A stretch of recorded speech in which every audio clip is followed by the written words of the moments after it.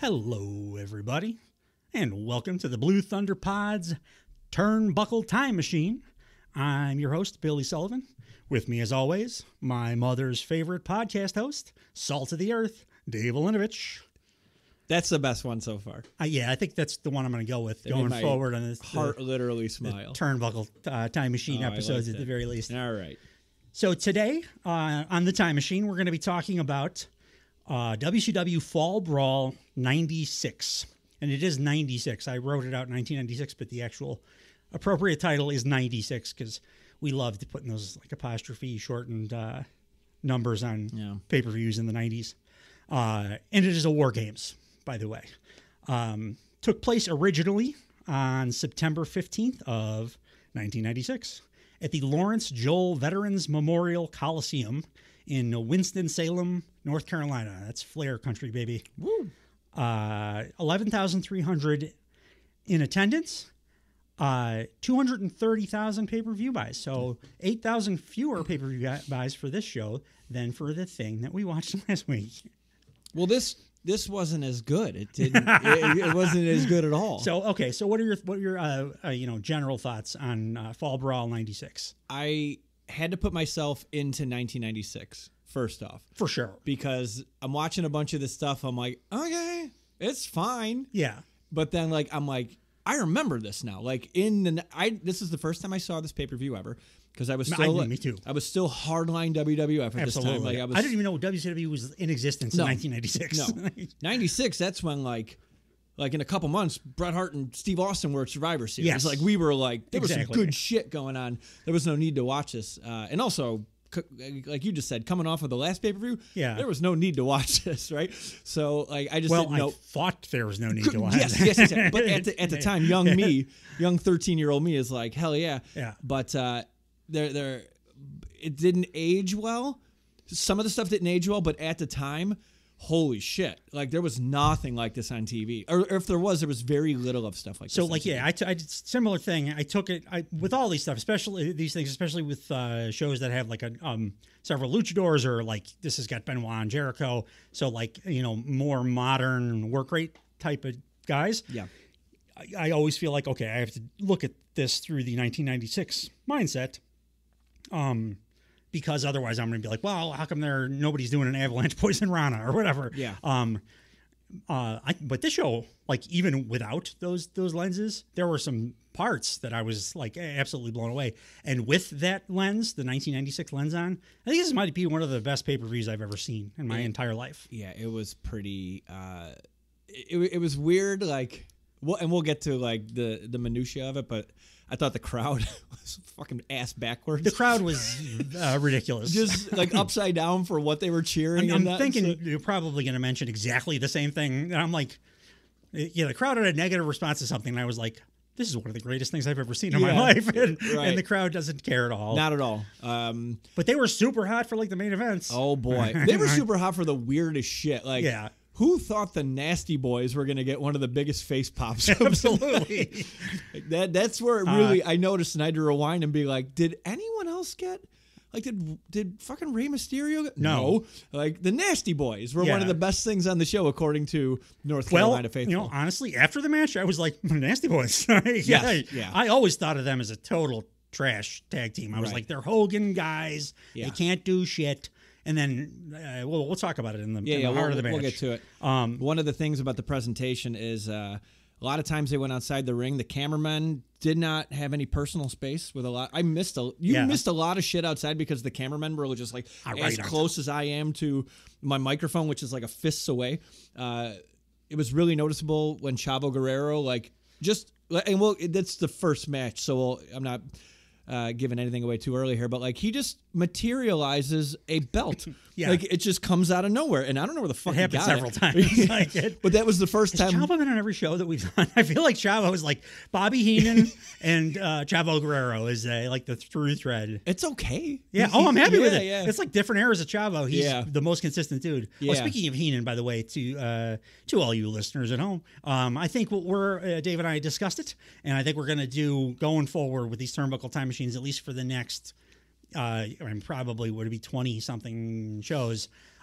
because it would give us a nice variety of different shows from different eras, but also we will be able to enjoy the shows specifically because of this reason. We're going to do Bobby Heenan's entire commentary catalog. Yeah. He had about 15 and 15 WWF and then WCW pay-per-views, and he's just wonderful.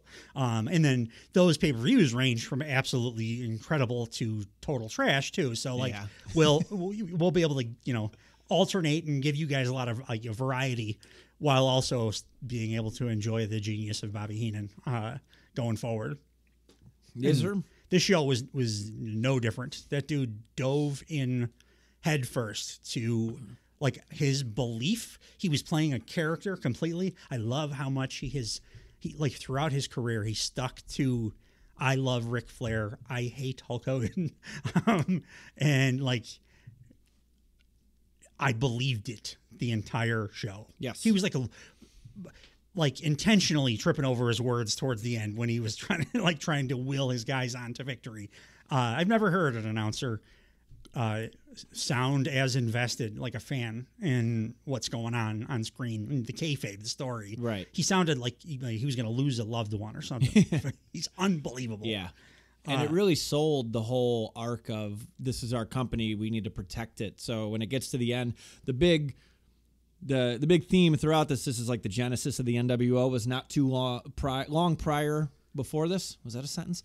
And there's real concern now that they're acquiring members, and the NWO is gonna take over the WCW, which is unheralded till this point. I mean, they do, and because they have Bischoff in their pockets, so was he not yet? No, because he got powerbombed right before that, right? Yeah. So they'll go acquiring, DiBiase just got on board, and we find out that Ted DiBiase. Yeah, I saw him coming out. I'm like, hey, the financial, and he's the $1 million man. This is something I never thought about. Did he have multiple millions of dollars, or was he literally the $1 million? Well, for most of his career, it was 1987. So $1 million is $2 billion in today's money, I think. In this, when he was the main financial backer, was $1 million enough to take care of this? I just realized it was his belt that cost $1 billion. His entire fortune, was sunk into that belt, and then he lost it. And then he lost Virgil. it. I wanted that belt so bad. Well, we all did. It was great. It's beautiful. It's absolutely beautiful. But that part kind of tripped me up a little bit. But the overall. So you have these invaders coming in, and at the time we all thought they were WWE guys or WWF guys at the time. And because it started with the Outsiders. Yeah, and we're like, holy shit! And to the point where Vince McMahon put a cease and desist on Scott Hall using the mannerisms of Razor Ramon and talking like he's from Scarface, right? That was not at all. Kinda kept doing it.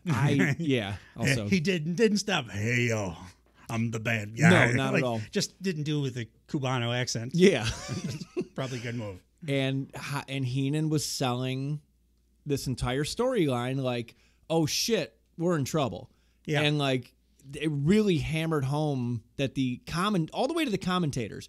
Yeah, and it was a through thread. Heenan specifically, but they were all on board. They were all cheering for the same. Every fucking match, they were "What the fuck?" By the way, I don't think I mentioned it's so that our commentators for the entirety of the evening, Bobby Heenan, Dusty Rhodes, Tony Schiavone, and then for I think maybe the more technical matches is why they brought the professor out with Mike Tenay. I did not know this until I was researching a little bit. Mike Tenay is almost exclusively responsible for the entire luchador division. I didn't know that at all. I'm not surprised because he is watching now. I always thought of him as he's the low rent guy on the low rent show because I was stupid.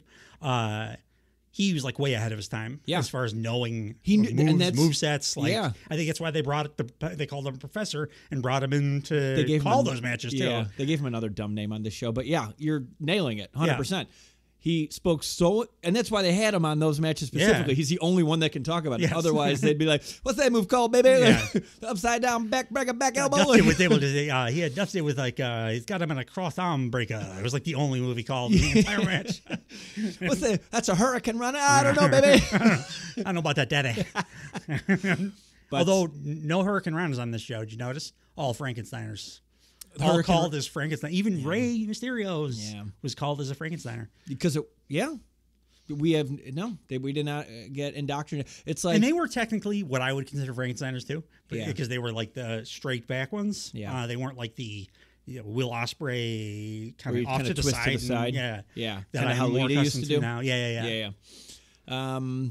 Otherwise, production-wise, besides the camera work, I noticed there were 2 rings because it's War Games. Giant gap between both rings. Yeah. Grateful nobody broke their leg. Yeah, it looked very dangerous. It's like, The cage looked more dangerous, too, than like the War cage Games. All of looked it like they nice. got it from a guy down the street Yeah. who makes cages. Yes.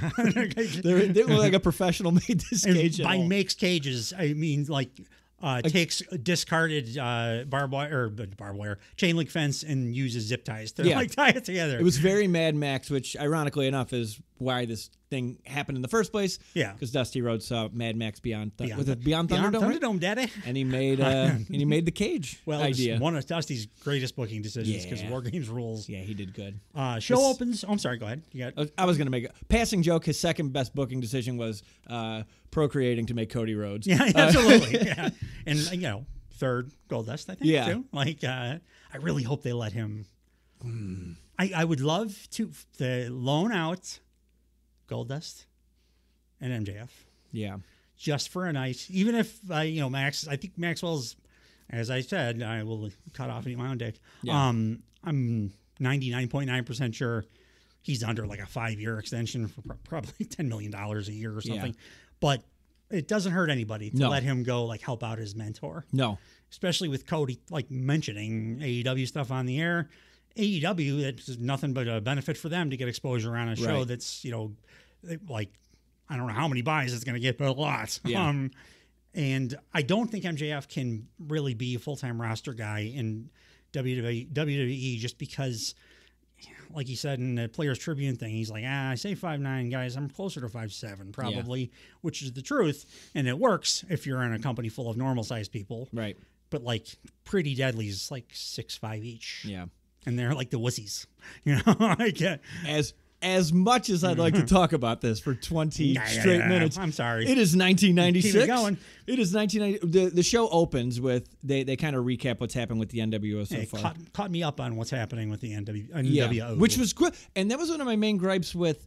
And I kind of like had a internal crisis moment because I'm really big on continuity and storytelling. And I watched the last Turnbuckle Time Machine we did, and I'm like, is it really important? Because if these shows live in a vacuum and I don't know what's going on, how important really is the storytelling? It's important. It's very important, and I noticed that they got really good at it really fast because this show built up everything, and I didn't really have to do much like reverse research. Usually I have Wikipedia and Cage Match like open next to the tab, my Peacock tab. Yeah. And I was like, oh, no, they're letting me know everything that's going on, like reasons for all this stuff.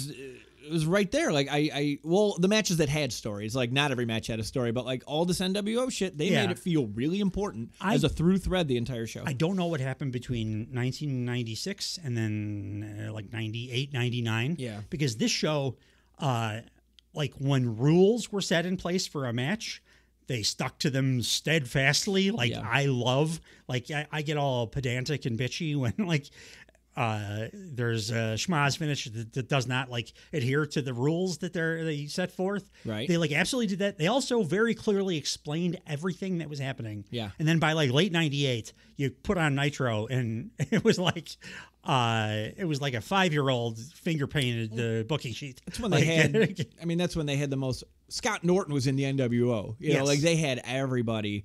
It was so bloated. They ran out of shit to do. The equivalent of that today would be if they just keep adding members to the bloodline and eventually like Grayson Waller's in the bloodline. Like they're just like, is everybody in the fucking bloodline? Like, and then I like that actually that idea, like disband the blood, like end it at WrestleMania and then have Grayson Waller and his other stooge like start a faction and just call it the bloodline and start doing the fingers up and stuff. Try to sneak it in there. The bloodline, like the Aussie edition or something like that. And then the bloodlines feud. Bloodline. And then they take Rey Mysterio's mask off again for some reason. I did think the video package was like well put together too, which they also stopped doing. To the one to open the show. At Fall Brawl. Yeah. Why would anybody not trust Sting? Like I agreed with what he did on this show because he's like, I'm Sting, goddammit. Dude, it looked just like him though. And like we know now, again, we have the benefit of hindsight, but like 96, it looked just like him. Yeah, they found somebody. Do you know who played him? I started to look it up, but then I thought, you know what, Dave's probably gonna have this and it's gonna be amusing. So do you know? No. Jeff Farmer. No. Not okay. not jumping Jeff Farmer. Okay. Turns out there are two guys who have made an impact in the world of pro wrestling named Jeff Farmer. Jumping Jeff Farmer, who I would love to go over that promo in detail one day. Yeah. It's one of the greatest, worst promos ever. Maybe we could do like a short episode about individual things. We could stage read it. Like we can like yeah. Well, we do like a back-to-back. We'll do the Hawk threatening to rape Ric Flair and then the jumping Jeff Farmer. I'm sorry, continue. No. Who's the other Jeff Farmer? Just that? It's fake, just a guy named Jeff Farmer? Fake Sting. Right. Like that, and like to the point where they paid such close attention that I don't know if it was the back of Fall Brawl or some other VHS tape that Sting was on, but it is fake Sting on the back, and it was like supposed to be just like Sting. Especially when he had that's like why the he looked just darker paint. Yeah. It's impossible to tell the difference. He looked just like him. In the ring, his work punch is not nearly as good as Sting's. No. But like body-wise? right up until then, it's Yeah. like, I can't tell.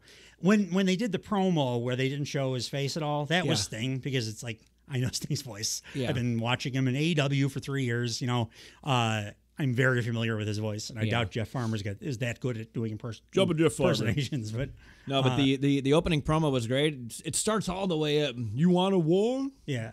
You're going to get one. All the way from Scott Hall to the NWO forming, Hogan turning at Bash at the Beach, beating the Giant, spray painting the title, Ted DiBiase. Giant joining up. The Giant, but he left the Dungeon of Doom. Yeah, I know. Poor Kevin Sullivan. And poor Sullivan. Did you Sullivan? I was doing that while driving the other day, looking like a lunatic, just like Sullivan. It's so great. My wheels. So it's fun. Entertaining. Yeah. Did you see the bit? I don't know if they flash back on this show specifically, or if it's something I watched, research wise. But when the Giant initially joined, he was cutting a promo like at the desk that Bischoff used to like the commentator desk used to sit at all the time when he was doing his NWO stuff. Mm-hmm. And then Hogan came up and the Outsiders, and then they were like, yeah, Giant's one of us now. And they flipped the table over, and the headset comes off, and they're just doing their like, okay, this is supposed to end the segment, and the Giant doesn't realize it because he's like 20 years old. So like without the table, just standing there kind of nakedly, he like picks the headset back up and puts it back on his head, and he starts like telling the story he was telling again. Oh, he resumes and then it? Hogan looks at him like, what are you doing, you asshole? Like that's pretty funny. It was very good. That's pretty good. He was green, man. Yeah. Huge pyro as we're being welcomed in. Like very, I mean, I'm really seeing like, okay, this is Tony Khan's. This is where he gets most of this stuff from. Oh, like it sounds the same. Mid 90s, 100%. like good WCW basically is what he's going for, right? And he's doing it pretty well. Yeah, I mean the dual fucking entrance ramps. Yeah, like that's like WCW a million Saturday different night. things. I'm like, I feel like I'm watching some kind of a special Dynamite or something. Yeah. He clearly had a hard on for this era of wrestling. Really quickly in the opening too, you were talking about the Luger Sting thing. Luger runs to the parking lot. Sting gets out of the limo, starts attacking Luger, and then the NWO starts destroying Luger's car. So going into War Games, they're trying to get people on the same side. So the Horsemen, Sting, and Luger are traditionally enemies, and they're like, "Hey, we got to fucking buddy up here, go against the NWO." And then they see Sting attack, so they're like, well, what the fuck are we going to do now? Sting's our boy. Yeah. He's one of our boys. So, what the fuck? And that's like the big cliffhanger going into the show. How did Lex Luger keep getting him, like, weaseling his way into these situations with all these incredible wrestlers? This is when, well, who else was at the top?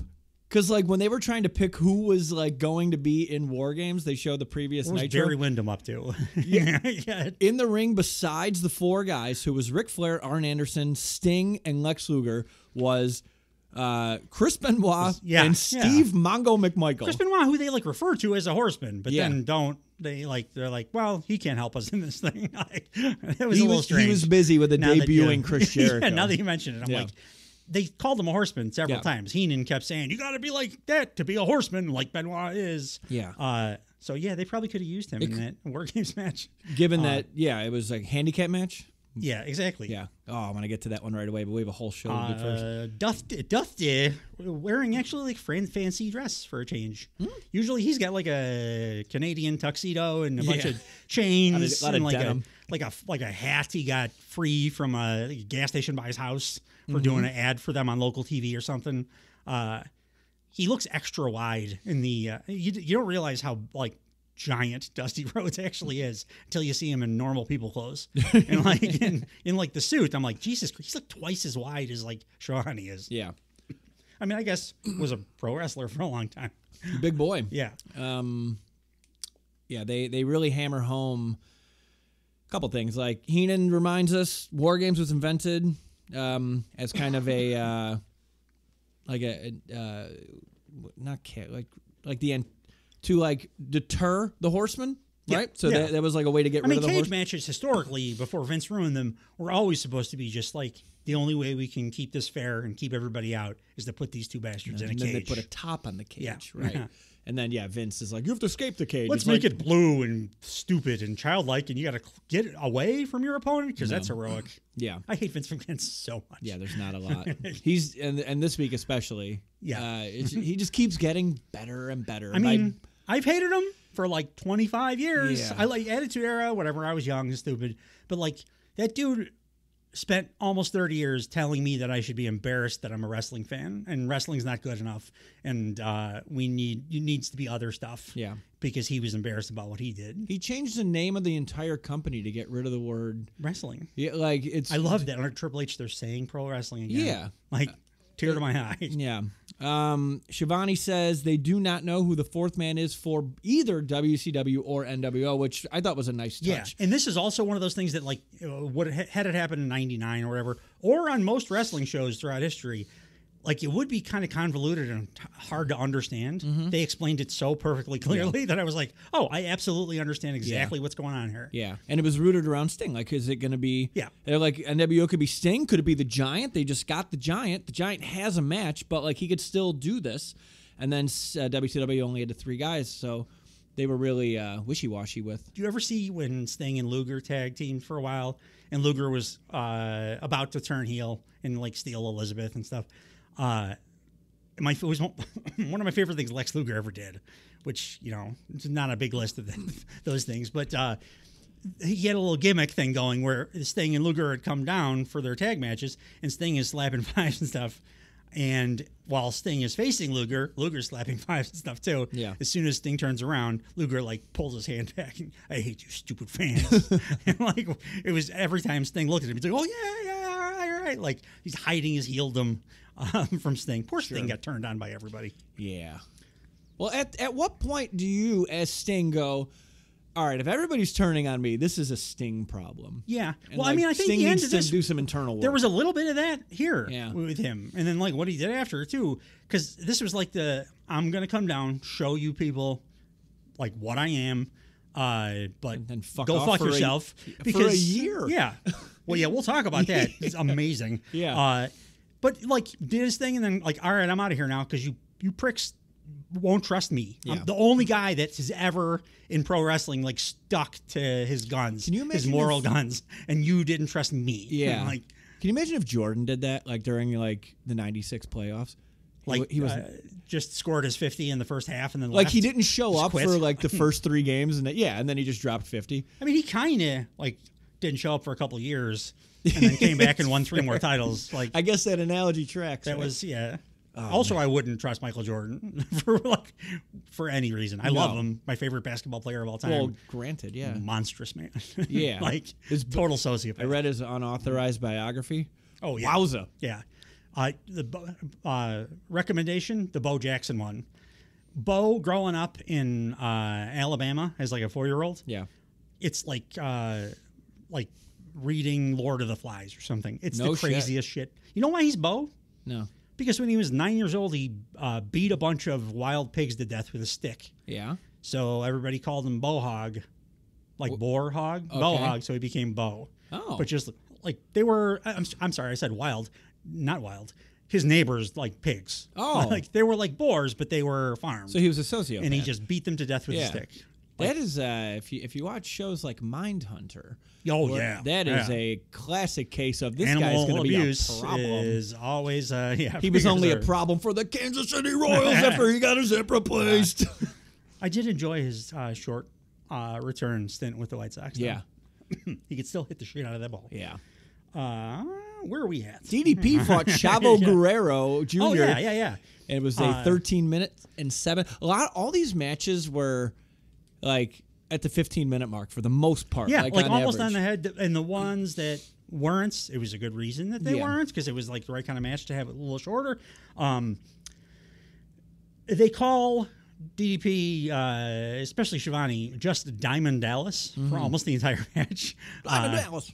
Diamond Dallas. It's like Nick Wayne. Diamond Dallas. Yeah, I did have that thought. I wonder if it was like a transitional thing for if he was going from his like, good God, Diamond Dallas, when he was like managing the Diamond Stud, which was Razor Ramon before he was Razor Ramon. Yeah. Like transitioning to the full-time wrestler. Yeah. He was incredibly good here, like for a dude that has barely been wrestling and is like 40 or whatever. Yeah. He's doing like Chris Canyon innovation, and then also just not making any mistakes. Was he better than Canyon? Who's better than Canyon? Everybody. No, you're saying it wrong. Why are you always saying it wrong? Every fucking time he comes up, you're gonna be doing that. I loved his knockoff "Smells Like Teen Spirit" music. I said it was like a proto knockoff. Smells like Teen it was Spirit. like it was like a demo. It was like the thing that it was like the thing that they that Jimmy Hart did first before, because I think he was heel here too. But yes, which is evidenced by the fact he was chewing on a cigar on the way out. Yeah. They didn't want to give him the full like baby face. Smells Like Teen Spirit. No. So it's like a half-assed one, which makes it even worse. Plus, no self-high five. Not yet. He did the diamond thing at some point in the match, and no one in the crowd, like, it wasn't popularized yet. Well, it would be soon. Yeah. He's another one of those guys that I was like, as a kid, I'm like, whatever. He's like, looks good, old guy. I don't care. And then I watch him now, and I'm like, he started wrestling when he was like 35, and he's like a flawless performer in the ring. Like, he knows how to work the psychology and the crowd. He like has people in the palm of his hand. Like every match we watch now of DDP, I'm like, man, this guy's super. We haven't impressive. even gotten to the Savage feud. Like when he got really fucking good. I noticed Chavo Guerrero's mustache looked like Ray Finkel. It did, absolutely. Also, secondary shout out, John Leguizamo, 90s John Leguizamo, and John Oates of Hall & Oates. Love that mustache. I hear John Oates is a lovely human being. Yeah. His kiss is on your lips. That's all I care I hear about. Daryl Hall is kind of a douchebag, and John Oates is just salt of the earth. That's fine. They're too good for me to care about their personal character. Yeah, of course. The band is so fucking perfect. DDP does multiple tranquilos, which was weird. He was like trying to do them, and it was the one thing that he wasn't really very good at, and he made like 3 efforts at them. Is that it's the thing that Andrade does? Yeah, right. Like, that's what that's tranquilo. Yeah, he did the Andrade spot. That was like the first thing he did. But and then he kind of botched it a little bit, and then tried to do it again, and kind of botched it again. Yeah. But like, I assumed that was just a lucha move, but like, I think this is the earliest I've ever seen that thing done. Yes, I was surprised to see it. Did DDP, like 40-year-old DDP in 1996, innovate this move that I assumed was a lucha thing? Like, he's unbelievable. Which is why it's weird people give Eddie Guerrero so much love in the luchador world. They should be diamond cutting everybody because DDP is the original luchador. Yes, absolutely. It's me. It's DDP. He's another one of my favorites. Of course. Any loud, like I said, anybody I can draw attention to myself in a crowded room doing an impersonation of, I like to do. You just you got to have that big ass cigar too. I used to smoke cigars. Yeah. That's douchey as hell. A little bit. A little bit. Live and learn. Oh, you're fine. Right after, so they're like kicking the shit out of each other. Like it's a great match. I thought the heat was like really strong for just like very little like what felt like a little backstory. So the backstory is DDP and Eddie Guerrero have been fighting over the name is escaping me. The bowl, the diamond bowl, some said it, but I don't. Some kind of trophy. I forgot to write it down. And Eddie Guerrero was out, so Chavo. And by the way, Chavo's 6th WCW match.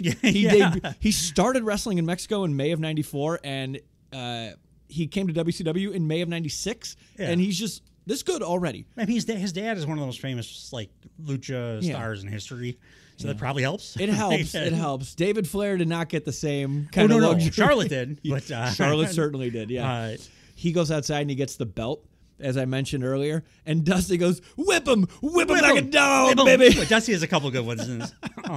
Well, like you said, not a ton of backstory, but you know what they did? They wrestled the crowd into it because it was awesome. It was hard hitting, but also like and it super fast paced and a ton of that made sense. How about that that spinning like sit out power bomb? Jesus that looked like Christ. Takeshita doing the Blue Thunder. I'm like, what? DDP, it was awesome. Why wasn't I watching this shit in 1996? But DDP, like he did that. What did we talk about last time? That like float over DDT. Was it the Diamond Stud or something like? Or, no, that was Scott Hall. Whatever. Scott Hall's but he also had a move called the Diamond Stud. Is that right? Same thing. But yeah, okay. So I did write it down. So DDP lost the Battle Bowl championship ring to Eddie Guerrero at Clash of Champions. Okay. Yeah. So that's what this is all about. DDP does like a hawk, Road Warrior hawk, like dope ass fucking top rope clothesline. Absolutely. And it looked tough. Looked like I laid it in. Yeah. Like, it looked impactful. Super this tough. Whole show, by the way, everybody's hitting like a truck. Yes. Like every match hitting like a truck. It's almost like they knew something amazing was about to happen in wrestling and they wanted us to remember them. Yeah. It's almost like it was in the air. It was in the Greensboro air. I'm just mad at myself for not understanding what good wrestling was and being tricked for all these years. Winston-Salem air. No, Psycho Sid was clearly where it's at. Yeah, Come on, man. Chavo. I wrote Chavo's beating the shit out of DDP like he spit on his mother. Like he was going into him. Yeah. And then Dusty at some point goes, the Guerreros got a heart of a lion, and Heenan goes, well, he can have the heart of the Detroit Lion. Detroit it's not going to help him out here. That was my first big chuckle from either one of those guys. There were some times where Heenan would get real quiet after someone would talk. I'm like, he's baking something. Really, I mean, he was so in character for the show. He couldn't do quite as many like one-liners as when he's like not invested and he's talking to Gorilla Monsoon or whatever. Yeah. But I enjoyed the character work he did here just as much. So totally. Like, I'll take the one-liners and when they come. It's a good point. He was peppering it in while keeping the overarching severity of the situation. No, it's good. What's it called? Another line. Dusty said, "There's no quit in the Guerrero family, I guarantee." And Heenan goes, "Well, I heard the whole family was quitters. I heard Eddie Guerrero was a quitter. He's a quitter." Talking about Chavo, his dad got laid off 14 times in 1 week at a job. He's a quitter. Heenan is the best. Oh man, Dusty. If you're gonna do a Dusty line, you gotta at least do the this part of it. Oh. There's no quitting the Guerrero. I can't even. There's no quitting the Guerrero family. You know, there's no quitting these Guerreros. I sound more like Randy Newman. When there's no quitting the Guerrero family. You got a friend in me. I love LA. They fought in the second ring, which was surprising to me. They did. Because they don't do that in WWE when they do the War Games. I don't think they do it in AEW either when they do the fake War Games. You think that's because that would imply they would have to set up multiple hard cams, right? Just for angle purposes? I hadn't thought of that, but you're right. Yeah, because not every match was only in one of the... Like, the Rey Mysterio match was in the other ring. No, yeah, Rey, for no reason, jumped into the other ring. Why not? Yeah, we'll get to that. And DDP did hit the Diamond Cutter. It's not very good. It wasn't... Yeah, I mean, it's like his music. It's like a proto-Diamond Cutter. Yeah, that's fair. Does, the famous thing that... shoulders back, chest out, he used to talk about all the time. Yeah. It's probably because he was telling himself that because, like, at this point, he wasn't really doing shoulders back, chest out. My favorite part about it, though, was Dusty's call of it. It was just, he cut him. That was it? That was it. Like, he cut him. I'm just going to do Randy Newman impressions. Just Randy Newman for everybody. I'm good with that. And again, you mentioned it earlier, but that gut wrench, spinning, sit down powerbomb. It was basically the Takeshita thing from the Ospreay match. So good. I jumped out of my chair. I wasn't expecting to sit down for a 1996 WCW pay-per-view and on the first match, jump out of my chair. I mean, it was there. I am 100% a DDP guy now. Oh, 100, I'm a fan for life at this point. He didn't even peak until he became a stalker either. But this was his rookie-ish time as a wrestler. He was a manager. And he didn't look like a guy that would do shit like this. No. And peppered in throughout the show. It's like they just planted a bunch of flower seeds and the flowers were about to grow. Like there was good shit everywhere. And the crowd's minute reactions to stuff like this. You're just like, now watching it back, like I hopped up and like arms Yeah. went in the air, and they're just like, "Where's Ric Flair?" No, You know, kind of thing. I mean, that's a problem with WCW. Like throughout their history, the '80s, like early '80s through mid to early '90s, every time like Flair had a falling out, they loved Ric Flair so much that like the "Where's Ric Flair" thing is kind of a long running. But the fans got way into this. You know why? Because this is how you open a pay-per-view by comparison to last week with Thugonomics and Rene Dupree and Rape Vibes. No, give me DDP and Chavo Guerrero tearing the goddamn house down. Yeah. Getting the whole world behind them. Absolutely. Not a single objectification of a female on this entire show either. No, like not even a Missy Hyatt. No. Who, even when she was around, wasn't really. She was just doing like the... what was her name? Rhonda Shear up all night thing. Like that's basically what she was doing. Just like a country version. Great match. But no like rape vibes here. No. Absolutely great match. Loved it. Fantastic way to kick the PPV. It's the way Dusty was unable to say pay-per-view back in the day. Pay-per-view. We go to the back and we got a special report from Mean Gene.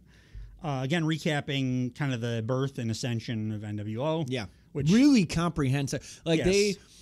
I thought the top of the show promo was really good, and then Mean Gene covers it like it's a fucking hard copy piece. Yes, like, absolutely. It just goes really in depth with everything. Great. Like timestamp and everything. Like May 27th, this happened. June 16th, this happened. Yeah, and gave me timelines. I'm like, oh, okay, I can see how this progressed exactly. Now, and that's like they took super care. This is probably a bad way to start a sentence, but like they did a really nice job with the details, and like it made, again, I didn't have to go back and like look at what happened prior to this and it made me kind of like, well, what the fuck is going to happen? Yeah. This is really good. It's all the stuff that when I'm like gushing over when AEW is going their best, I had no idea this was the case, but like they're doing WCW like mid-90s stuff like this. Like paying attention to all the little details and the through lines, and I just didn't know it existed. No, like in this era, absolutely not. It was just I was such a WWF guy. Like two things that stood out here that that we didn't cover, and like we know all the big beats. Like Kevin Nash shows up, like this is where the big boys play. And I hadn't seen it in forever, but when he lawn darts Rey Mysterio into the side of the trailer, still tough as hell to watch today. It's one of the worst bumps. Oh my god, of all time. And then they talk about how Nick Patrick was like a heel referee. He was the NWO ref for a while, and he wasn't like an official guy, but like he was an official guy. And the whole time Heenan too, he's like, we got to keep an eye on this guy, because and then there was some match later where it was Savage and Giant where Heenan's the ref. Or I'm sorry, Nick Patrick's the ref, and Heenan's like, what, you fucking serious? Yeah, what's going on here? Like, come on. So like, awesome promo. Yeah. To really tee up the rest of the show. Yeah, it was fantastic. And then Jeff Farmer, Jumpin' Jeff Farmer. It's not Jumpin' Jeff, just Jeff Farmer's fake. We do it now. You could just use the sun. Either one of them, actually. It's fake Sting. Fake Sting? If you wanted to do a fake Sting, you could use either one of his sons, because they look just like Sting. Oh, that's one of them. His retirement. Yeah, one of them. One's a little bit too long and gangly, but he's. If you look at his face, he looks. I thought you meant fake Sting sons. I'm like, are they dressing up like him too? Yeah, it's FTR. You know it. Oh, right. They look nothing like they're. No. We got next weirdly stipulated match. I actually kind of enjoyed it. It was one of the weaker matches of the show, but Ice Train with Teddy Long. Holla. I'm going to have you have a tag team match with the Undertaker player, like that guy. But this is when Teddy Long was kind of cool, actually, versus my favorite guy with a beer belly with abs on top of his beer belly. That kind of tough guy, Scott Norton. I think he was a big Japan guy. Like they love, like me, Vader and Stan Hansen. Yeah. Like they love those like kind of beer belly truck driver, but with like hard beer belly with like abs on them. Yeah, heart like attack fat. The scariest fat guys. Yeah, you know who did not love him? Those in Winston-Salem, North Carolina. Okay, so you get Ice Train. I know that they told us why, but Ice Train, who was he? Was he the big cat guy? I don't know who he was otherwise. Besides. Ice Train. I just known him as Ice Train. He did portray another character later in WCW. I can't remember. He's a house and a hard hitter. Big and boy. Scott Norton, obviously a house and a hard hitter. Why are they in a submission match? They did say that like they each were Ice Train had a full Nelson, and then Scott Norton had like an armbar submission. Yeah. Which is all you need to qualify both of them to be in a submission Why match. don't you make it just an I Quit match? Because these two are great at beating the shit out of each other, but then they are forced into like trying to be Bret Hart, and they're not Bret Hart. Just make it a match because they were a tag team. Yeah. And let them just fight. Yeah, they were fire and ice, right? Yeah, they were fire and ice. Big. WCW, even when they do that, they do the Ebony and Ivory thing, they're able to do it without throwing in some weird racist stuff. Well, this is what happens when they do not live in perfect harmony. They have the worst match on the goddamn show. Yeah. But you know what? For the worst match on the show, it wasn't like... Oh, I was bored to death. It was boring. Yeah. It was because it was two big hosses that weren't really allowed to hoss it up as much as they should have. Yeah. But like... didn't go super long, I don't think. It was the shortest match on the show, 7 minutes and 8 seconds, like half of what it was. Teddy Long being goofy. What bothered me about the match was Scott Norton did submission moves like a video game where he would just get bored and want to try other shit. Yeah. Like he had him several times. Which is why you don't have these guys do a submission match. Like he had him in a at one point, a deep-ass Boston Crab. Yeah. And he just fucking stood just up and let he's it like, go. I guess we'll do an arm thing now. Like, that's not how submissions Like, what work, are you doing? dude. You just keep doing it until... No, that was the match. it was just a weird stipulation that kind of ruined any... Finish ended with fucking Ice Train getting a full Nelson after Teddy Long interference. Full Nelson, the worst submission move there is, basically. I hated it. He did do it, like, intelligently, though. We're like, I can't believe I'm saying this about this fucking match, but, like, he had him in a full Nelson, and then, like... Scary, tough guys. He got him to the ground and, like... buried his fucking head into the ground where you couldn't move. Like, no. It's like, and like because of possible. stuff like that. Like, yes, I agree. Worst match on the card. Yeah, like a 4 out of 10 or whatever, compared to Fake Gangrel versus Bob Holly, the women's match, Charlie Haas's match. You're talking about the Great American Bash 2004 last now. week. Yeah. Like this. 2004 is Steamboat Savage compared to those matches. So like coming off of that, I'm like, okay, if this is the barometer, cool down match, like, okay, we're in for a good time. All these matches were likely not made the prior Thunder, which did not exist yet, 3 days prior to the show. One cool thing they were doing again, Shivani was keeping the through thread of the show with all the NWO demands. Yeah. And he's like, if they win tonight, they're going to demand, they want their own NWO segment on each show. Hell, they want their own TV show. They want their own NWO tag team tournament. They want a limo for Hogan. They want their own jet. Which they got. And if they win, WCW pays all the bills for the NWO, and they want no more the NWO wants no more biased officiating. Yeah, just Nick Patrick only. Which I enjoyed that, but good job. Was this the inception of Lil H?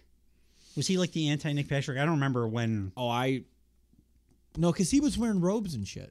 Like, he was full on like Ric Flair. Yeah, I know he did with Jimmy Uso at a house show like this last weekend. He did a callback to his Lil Nate. Oh, really? He went nuts. Yeah. We got Hoovy Juice, Juventud Guerrero versus another guy who I have had a re-examination of over the years, Conan. Yeah. I always thought Conan again was like, I don't like. I think his podcast is kind of crappy and all. And it's not his fault. It's his co-host's fault. Yes, exactly. He's fine, and like he's a great promoter. He arguably has like the best promotion in wrestling, in like North American wrestling. AAA. They are. It's either CMLL or AAA. He's AAA. Yeah. No, but I'm saying the promotion. They made both do this. The wrestlers are unionized. Oh, okay. And also, CMLL sells out they own the building.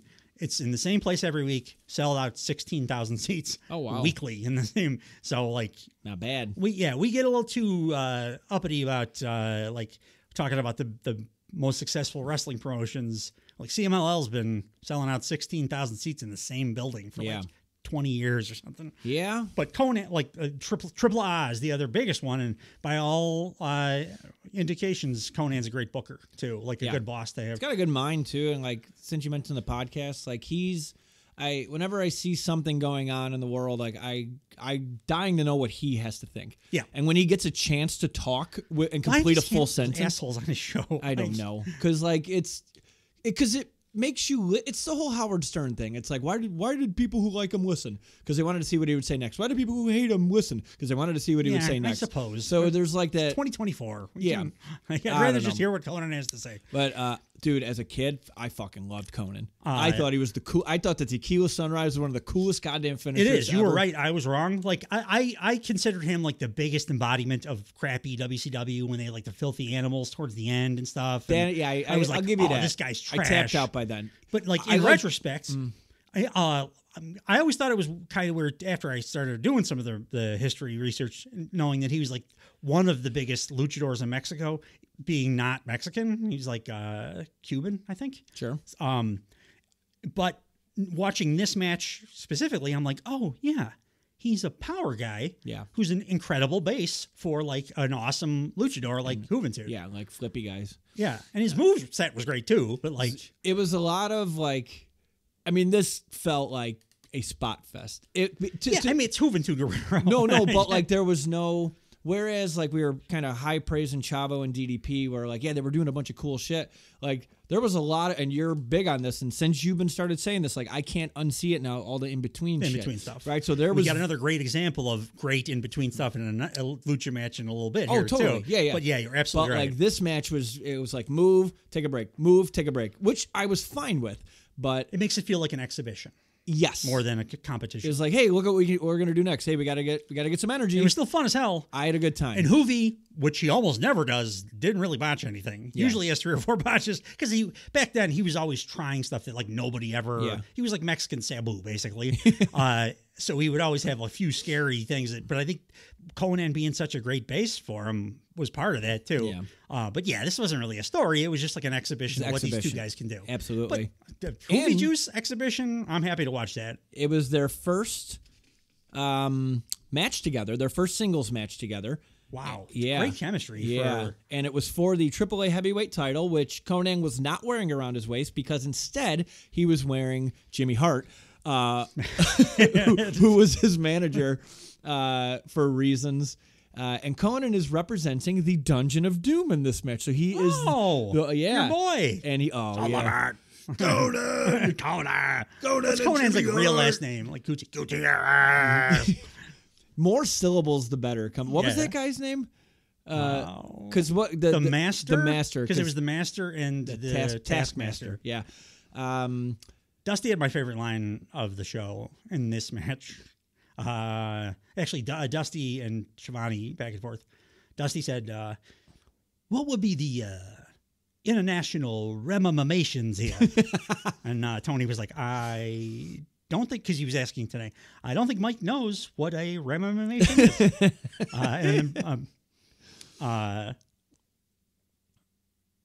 Oh, no, I'm sorry. That was just, but that was it. Yeah. I'll cut that. Oh, no, you're fine. Keep it in. Keep it. Oh, today also referred to Conan's, I guess, recent heel tactics as Mexican gang attitude, which I thought was kind of funny. It was the most like Wall Street way of describing. Yeah. I was a nerdy white guy talking about the gang affiliation of Conan. By the way, this was supposed to be Conan and Psychosis, but Conan, that would be something. Yeah, Conan injured him. Psychosis rules. Psychosis was fun. I'm always shocked at those like.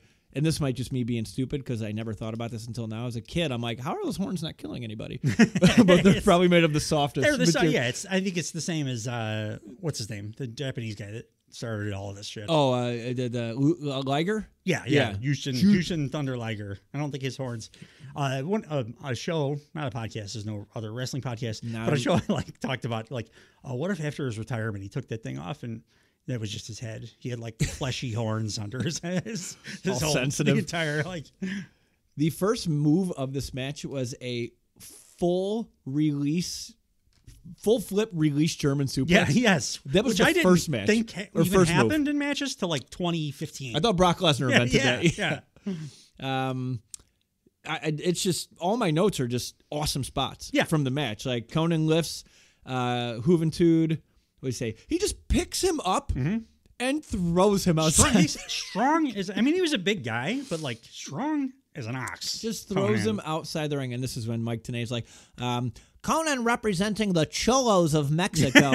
Yeah, and you know, like you said, Tenay probably was kind of in with the community. Yeah. So like it's okay for him to say that. Yeah. But he's like so dorky. So You know, dorky. Well, the Professor Mike Tenay, the Cholos of Mexico. And I had to Google, like, I'm like, I've heard that phrase like my entire life. I'm like, oh, it's just like, I know what the outfits that is usually associated with that is, you know, the white shirt and like chinos and it's what Conan would wear to the ring. Yeah. Button one top. Yeah, you the know? button one top of that. Absolutely.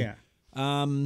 He's just Juventud did a from the other ring. He did a triple springboard senton. Yeah, and that was the one where I was like, okay, here comes the Hoovy box. Yeah. Nope. The most tepid reactions from this fucking crowd. Yeah. I was maybe they're actually like super hardcore. You're not doing the in between stuff. Yeah. You're not doing the like the little touches that make this match matter. Right. But like I don't know how you watch Juventud do that No. and not go like, holy Christ. It did not get, and I'm like, what the fuck? I mean, not Conan's power bombing Juventud outside the ring, and that's when Jimmy Hart gets right in the camera. I was like, oh, Ray La Raza. That's Oh, Ray La Raza. That's another thing that, like, because I was just the WWF guy, I did not know that people were being thrown over the top rope directly to the floor. No. Like in wrestling in 1996. Nope. And it happens on this pay-per-view like a bunch of times. Wasn't that an automatic disqualification in WWF for a while? Well, it wasn't WCW for a long threw him time. over the top the rope, Ric right? Flair and Japanese guy, that big schmozzy finish thing they did, where Ric Flair went over to Japan and he lost. Supposedly was supposed to be the WCW, the big gold, and also the NWA title. Yeah. But then like Dusty didn't want to give up the big gold title, so he said like, oh, because you threw him over the top rope and that's illegal in WCW, you were disqualified for that portion of it, so you can win the NWA title, but not the WCW title. Right. So I obviously that is well gone at this point, but in like '89 or something, it was illegal in WCW too. Well, but it's awesome. Conan just said, fuck it, here we go. I mean, half this pay-per-view is like people, and the mats on the cement at this show are like the rug under our feet right now. Like, I don't know what it does besides what Giovanni's pointed out.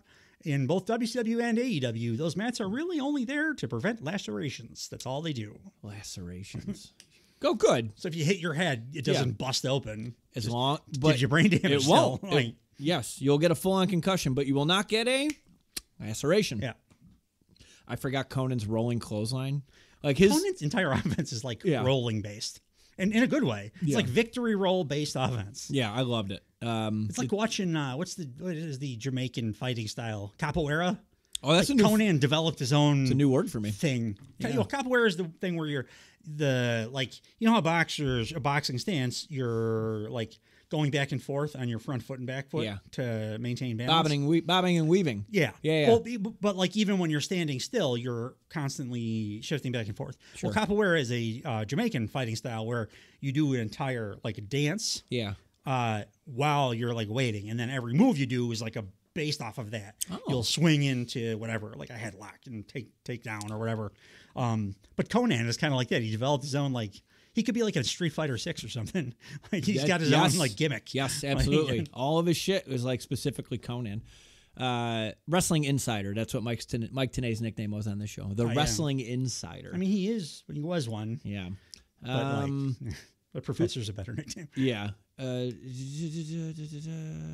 wrote Juventud back body dropped and lands on top of the second ring rope. Conan.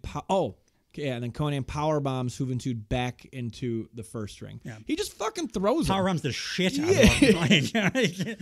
I felt bad for Hoovy Juice when he hit that. It was like a Bob Holly power bomb. It was just like like airmailed him. This whole show was stiff as fuck. It was stiff. It's like ECW or something. Let's see. Oh, there was one spot where I thought I had to watch it really closely. Kind of like when AJ Brzezinski had the drop third strike. I'm like, is this as close as I think? Did he land on his fucking face? Hoovy has Conan on the top rope. He looks like he's going to do a top rope Frankensteiner because it's not a Hurricane Rana yet. And Mike Tenay might have called it a Hurricane Rana like in this match. I can't remember. But since continuity. He may have said it. He did say Frankenstein. Tenay specifically said Frankensteiner at least once because I was like, hey, the guy that's calling, he's saying Frankensteiner too. Then we're going with Frankensteiner. But he's got, Hoovie's got Conan for an avalanche Frankensteiner and inexplicably does a backflip off the top rope. And I swear to God he landed on his fucking face. Yeah. And then And then Conan attacked him. But I'm like, what the fuck was the point of that? You had him. You stupid man. Still fun. Now, Juventud goes for like one of those wheelbarrow things that Rey Mysterio does, and then he pops up and he does a bulldog. And Conan just keeps the momentum going and does like a Gunther German suplex. Absolutely. Which, like to your point, brutal as hell fuck. again. Like like a Takeshita. Yeah. Gunther. Yes, like better German. example, Takeshita. Juvi's 450, which would become like his thing, synonymous with him, does not win the match. Doesn't win the match, and the people didn't go nearly as apeshit as they should have. No. Seeing a 450 in 1996. They want to see chops and figure fours. They want to see ring psychology in between. Like that's it. And apparently the Nasty Boys. Yeah. Conan delivers a tough-looking Alabama Slam. Oh, yeah. Again, Bob Holly-esque Alabama Slam. Like Bob Holly, Spike Dudley-esque. There were... Yeah. Excuse me. There were 2 different Alabama Slams on this show.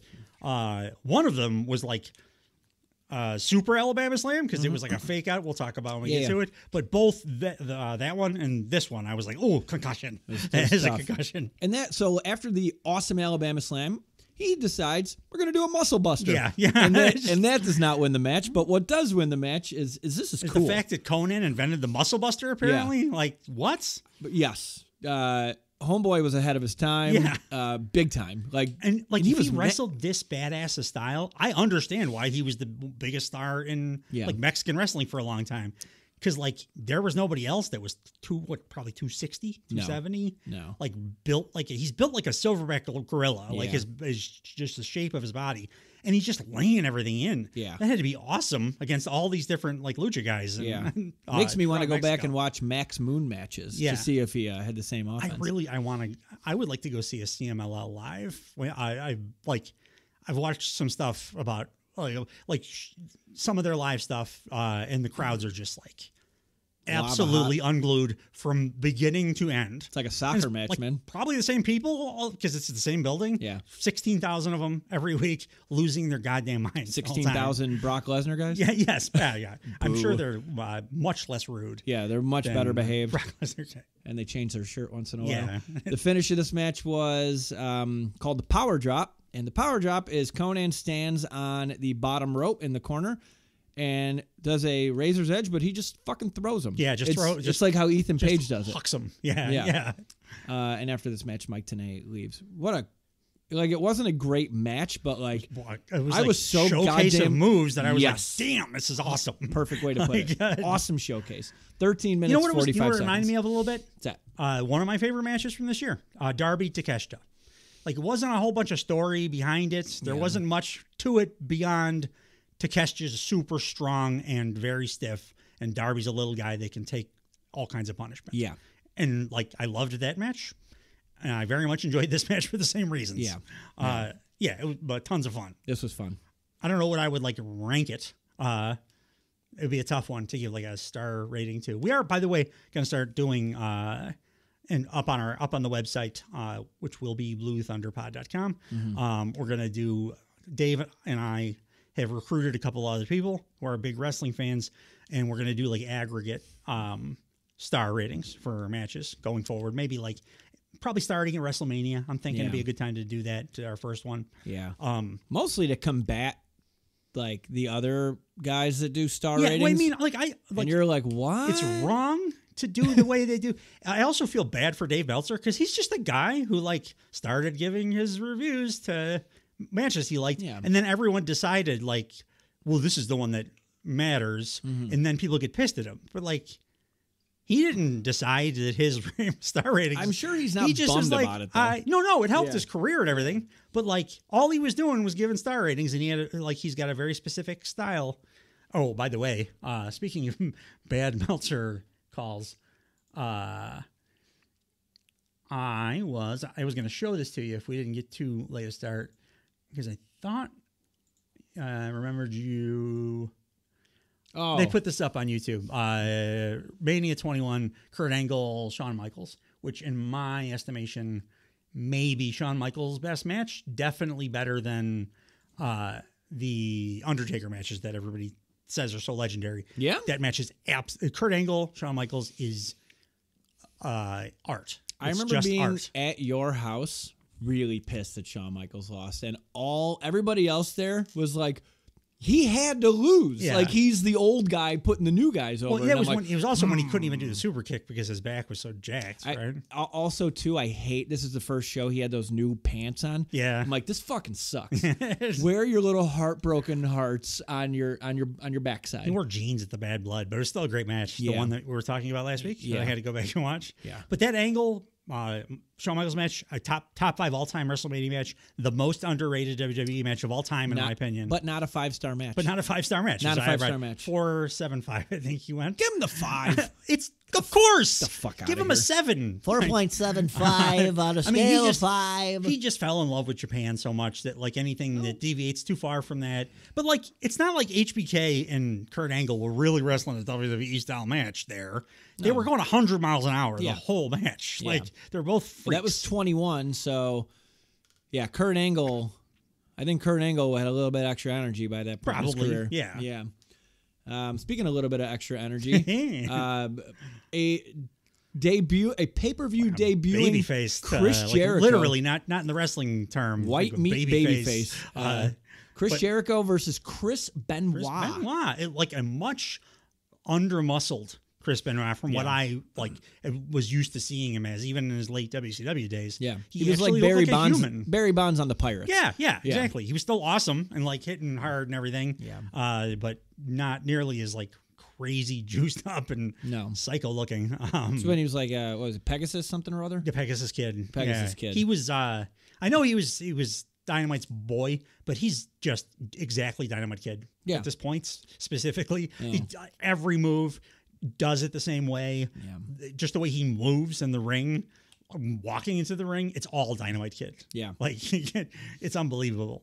Chris Jericho comes out to what I can only describe Kenny as Loggins Summer Jam is I what was I got. that's a good one. I wrote a Simple Minds instrumental. Oh, yeah, perfect. Yeah, Also yeah. perfect. It was just like didn't fit him at all. They didn't know what they were doing yet. He was just like a young, talented guy First with pay-per-view blonde hair. match. Yeah, that was cool.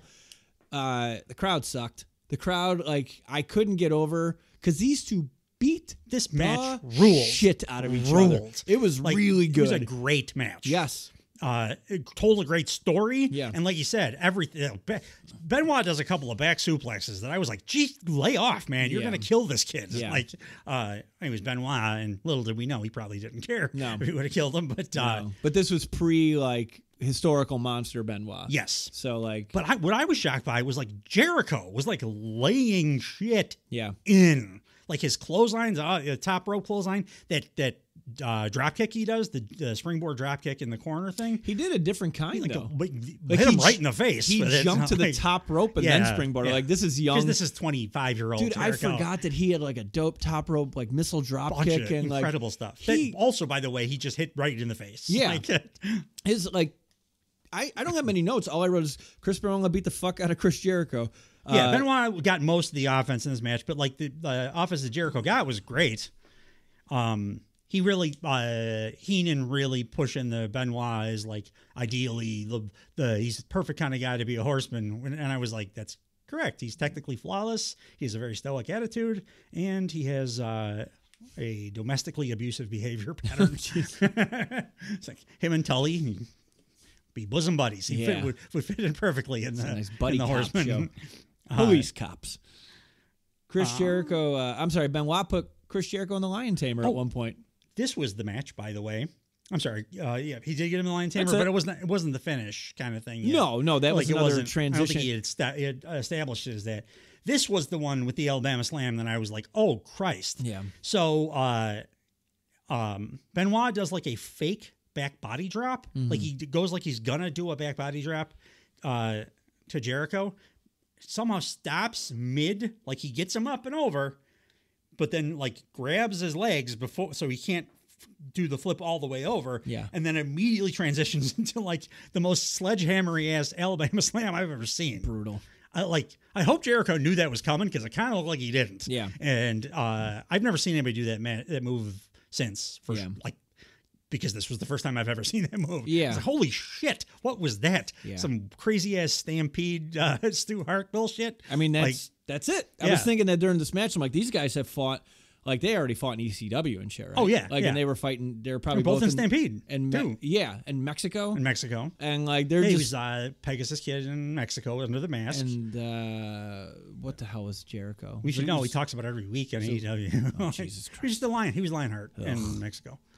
I like this Jericho a lot. Oh yeah, he was great. 2024 It reminded me of why Jericho? I was so excited for him to come to WWF back in the day. Absolutely. He was amazing here. Amazing. Even as the dude that was getting his ass kicked most of the time. It was And like again, they also did a back superplex, which is not something you even see now because it's like broken neck city. Like, we're gonna hope for the best. That was the finish, I think, was the back superplex. Avalanche backdrop. Yeah. That was the finish. Yeah. And Chris Jericho used a tombstone pile driver as a lion salt transition. Yeah, yes. Like, why not? We're just gonna throw fucking tombstones in '96 when it's like easily the most protected move. Just throw an ECW match in the middle of this WCW. It's really what it was, wasn't it? Yeah, absolutely. Yeah, exactly that's what a it good was. point. Yeah. And in other words, it fucking ruled. It was really good. Match wise, this was great. This was, I think, the best match on the show. Probably, yeah. Like match, like I athletically. have another.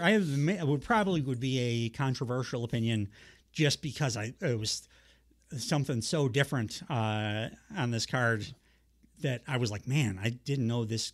Like, I've seen stuff like it in Japan, but just straight up match. Yeah, this was like watching Heatwave '95 or something. Yeah. It was ECW, and they went for a while too. They went like for the average 14 minutes, 14 36 minutes, seconds. 100 miles an hour the entire time. Yes, which is why it Like, felt no maybe rest longer than it holds. was. No, because fuck rest holds. Yeah, no. With these two, at the top of their game, I could watch them wrestle forever. Like, they should have invented the Fight Forever chant for that match. Yeah. The crowd literally wasn't even. I wish they Poor Jericho was doing like his. I'm sorry. Go ahead. They didn't do. This was pre-woo chops. Yeah. Like they were chopping the shit out of each other, and I'm like, why is no one wooing? Yeah, with the big like whap chops that would be normally. But Jericho got. I felt terrible for poor young babyface Jericho. He got up on the corner and come on, baby, and everybody was like, boo, nothing, boo, like light boos, like disinterested crowds for this. I can't crowd. I can't say the crowd sucked because they came fucking alive for and they got up for some weird stuff too. Yeah. But for the stuff I was like, this match would have been better. Yeah. If you guys like paid attention, it would have it was made like Osprey Shibata. Like, why aren't you cheering more? Yeah. It would make this better because these guys are awesome. Yeah, absolutely. Just absolutely goddamn brutal. So yeah, and then after that. At this point, Heenan is just absolutely like baby facing everyone that's not NWO because he was like putting over both Jericho and Benoit at the end of this. Yeah, just because he's like they're ours, they're one of ours. Like so. He also said, I think Dusty's like, Chris Jericho's gonna be the future of WCW, and it's like kind of Dusty. Yeah, I love Randy Newman. Dusty Rhodes. I can't do Dusty. I can do a Randy Newman. Dusty Newman. Great Randy Newman. Yeah. I love it. Keep it. So the next match is the match I was talking about that I was like, at first I'm like, meh. And then like a couple of minutes in, I'm like, oh, I see what they're doing. And then halfway through the match, I'm like, holy shit. This is like a Japanese strong style match way before I knew what that was. Super Callow, who I knew nothing about. I remember this fucker. I mean, I remember his name. Yeah. And he was with WCW. I looked it up. He was with WCW like through the rest of his career. Yeah. Versus very young looking Rey Mysterio for the WCW Cruiserweight Championship, which Rey is currently the holder of. Rey's entrance music is like, I've never heard it like this before. Was that the it was like Mysterio. It was like Spider-Man. It was like all woo, woo, and they had green smoke going and stuff.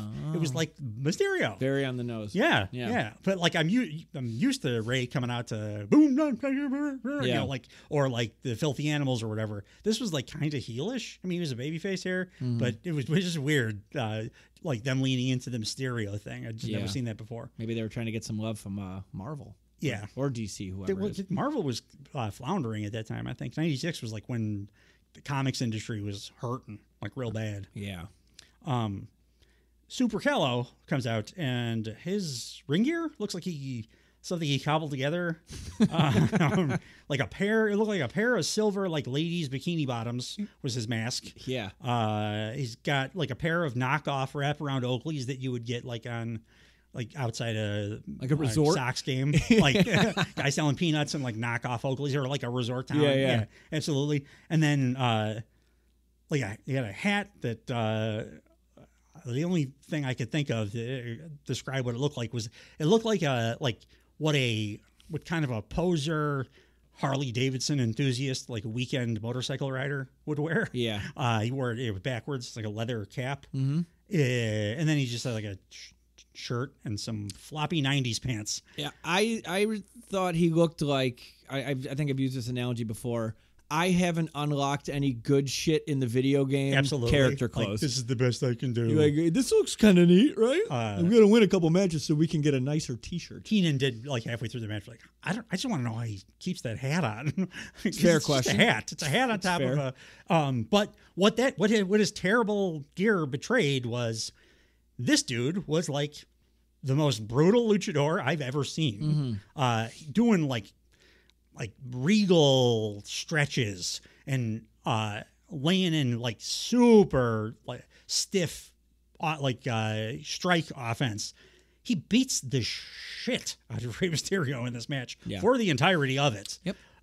And it works because Rey is like skinnier than he would grow to be, so he's like real little in this. And Super Callow, man, like I'm gonna go back and watch this guy's whole catalog because the performance that he put on, it was one of those like, okay, I'm a fan, like a lifelong fan of him now. Yeah, that he was relentless. The fans didn't get into this at all. There was a huge boring like right at the beginning, which like it's Rey Mysterio and the match barely started. But they don't know yet. Jackholes. They don't know yet. But then they put on a clinic. It was like Zack Sabre Jr. with like Cash Wheeler striking. Yeah. With like Brody King mean streak. Yeah. Super Callow is awesome. He was. I'm glad you had a good time. I know it's niche because it is like a grapple fuck kind of thing. Yeah, but it was like great grapple fuck thing. Yeah, and it was a lot of submissions, but not rest hold submissions. It was like working on a thing and then transitioning to another thing that made sense, not slowing down, not like taking breathers, like actually staying on top. Of like just brutalizing. It looked kind of like when Shibata and Wheeler Yuta had their match. Very similar to that, which was one of my favorite matches too. It was just it was like you probably would have liked that match. I don't like anything he does. Shibata just like made him his bitch for the entire match. Oh, then I probably would have. It was basically this match except Shibata won. I like Wheeler Yuta best when he's off of my television completely. Actually, I can't understand that. He gets some X-Pac heat. Wheeler. I thought this was. I'm sorry, go. No, that was. I thought it was. I think coming off of what it came off of, I was just like, okay, like I was just. Plus, also too, like, and this is like having time bias. Like I know what Rey Mysterio is going to have, and also too on the way to the ring, he was talking shit to Dean Malenko, and in my head, I'm just like, I want that. Yeah, I want to watch that, and like, I don't know. After this, not like. I want more Super Callow, but I would going in. I would have wanted Dean Malenko too. This was a Japanese match. This was like a all Japan like beatdown. He was doing Shibata basically, which is that shit's my jam. Yeah, like, it's like I know it's not for everybody because it can be a little.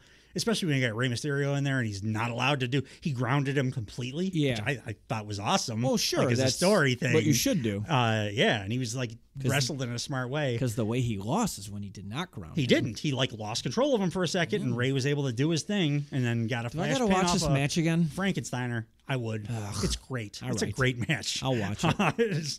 I was watching this pay-per-view at like 2 a.m. and just like I'm so tired. I could like if you're half paying attention.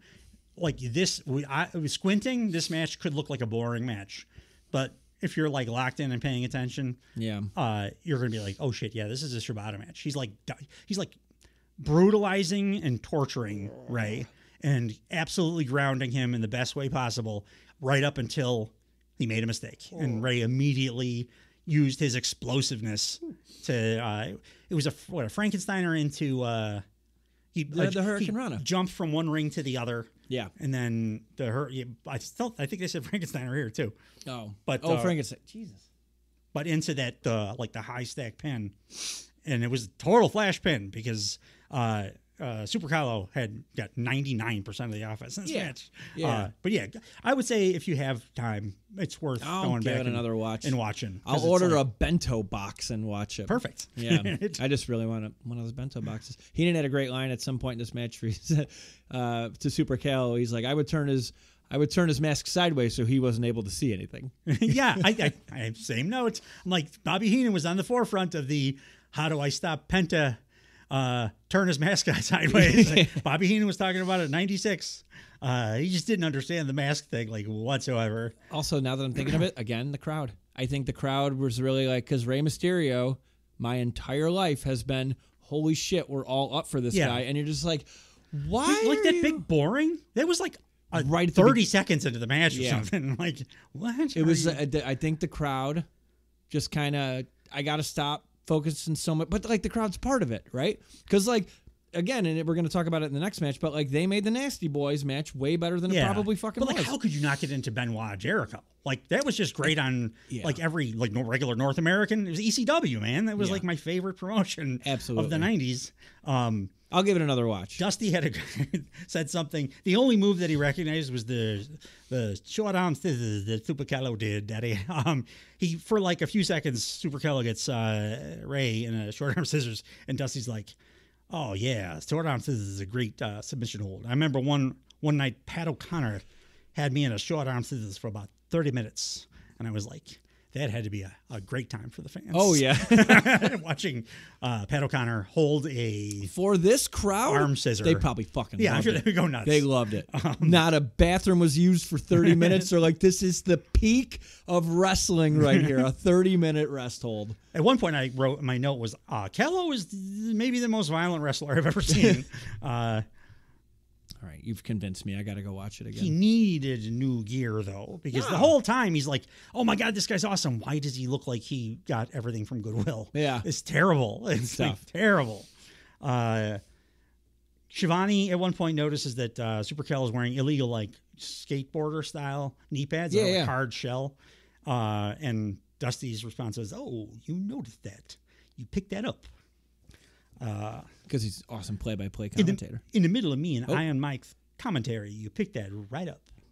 You see? And then Shivani was like, yeah, I kind of spaced out sometimes. You see how you're getting a little Randy Newman in yours now, too. Oh, yeah. It's undeniable. Yeah. I'm sure you're rubbing off. I love your Randy Newman. So I just, as long as I get the lisp and you got to get up here, baby. But sometimes you got to get down. Daddies and the babies. Yeah. My son's wrestling for the world title this week at WrestleMania. I love LA. When Dusty's not doing a promo, when he's doing commentary, sometimes he does go in the lower Randy Newman register a little bit. Roman Cody world title wrestling match. Daddy, just throw a daddy in at the end. I'm gonna do that. I'm gonna go to Taco Bell and order. Can I get a Crunch Wrap Supreme box? That's enough of that shit. They're going to think. Well, I won't say. No. Tag title match was next. Yeah, Flash pin. Then we got Harlem Heat versus the Nasty Boys. The Nasty Boys, I always thought were dog shit until this match. They were good. So huge. Apparently, I was wrong. Huge. Everybody pop for the Nasty Boys. The crowd was just on fire for this whole match. Yeah. And Jesus Christ, this was like another kind of ECW match. They just beat the Christ out of each other. They didn't Both stop. teams. They did not stop. Booker T, I'd never seen him lay it in like he was in this match. Yeah. He was just hitting them as hard as he could, and the Nasty Boys were like, in turn, doing the same thing. Right. It was like a shoot fight. It reminded me of the Steiners and Head Shrinkers. Yeah. It was like, they're just beating the shit out of each other this whole match. Yeah. Like it's, what a technical marvel or anything, but it's a lot of fun to watch. And also, the Nasty Boys are way bigger than I thought they were. Yeah. Because Harlem Heat's both like 6'4", 6'5". They were right there with them. And like super yoked. And the Nasty Boys are like the same size. Yeah. I did say Brian Hobbs is Axel Rotten minus 98% of the personal demons. But man, they like beat the shit out of each other. When they were Harlem Heat were walking up the ramp, Booker's like cutting up kind of a promo towards the camera. Yeah. And he was one of the first and also one of the very few even after to like really lean into the like I'm a brother from the hood. Yeah. Like the hood, talking about the hood. I feel like he was always struggling with himself to not say the N-word that he wanted to say right. in most of his promos. Well, famously actually saying it one time. Slipped out once. In a very, very funny way. Yeah. Especially, considering who it was too. But Hulk Hogan, we coming for you. the only ones I can think of is like Booker, and at this time doing like I'm from the hood. That's what my thing is. Yeah. The other one's like New Jack, but he doesn't even count. He's just like a sociopath. Yes. I don't consider him like a hood guy. I consider him like Michael Myers or something. But he talked about being black, so like that is the closest thing. But look, Booker is way out of his time. Right. They both of these guys were like super jacked at this point. Oh, they're giants. And just Absolutely beating giants. the shit out of each other. Like, I did think the thought occurred to me. The Nasty Boys they're not nasty enough. They should have like Balls Mahoney outfits or like puke on their shirt and like blood stains. No, they had graffiti on their shirt. They have like they have kindergarten smocks from Art Day. That's plenty That's nasty. what it is. It's like kindergartners are fucking nasty. So yeah, like there could be it's that. just the smocks though. Yeah. It's like a black smock that a kindergartner was doing like neon finger paint, And they had yoga and they pants got it on. all over, and then and like they're doing my armpit, put his face in my armpit, pit and I was stop. like, you don't think you? I didn't. That got a big pop. I did. That was a People loved big it. part of the match. They were going to rub their They armpits don't on. look like they would have. They look like they would smell like Old Spice or something. Yeah. They're like either haircuts or they're like biker-ish or whatever, kind of in a Magic the Gathering fan way more than bikery, but like they're like clean cut like that too. They look like they're well groomed, well put together. Their clothes are clean. Yeah. They should have been nastier. Like I believe that the Bushwhackers think. Yeah. I should have believed that the Nasty Boys think. I think the Nasty is more in reference to the beating the shit out of their opponents. Yes. Did they do this otherwise? Because I don't remember them ever doing. I remember doing this them kind of having.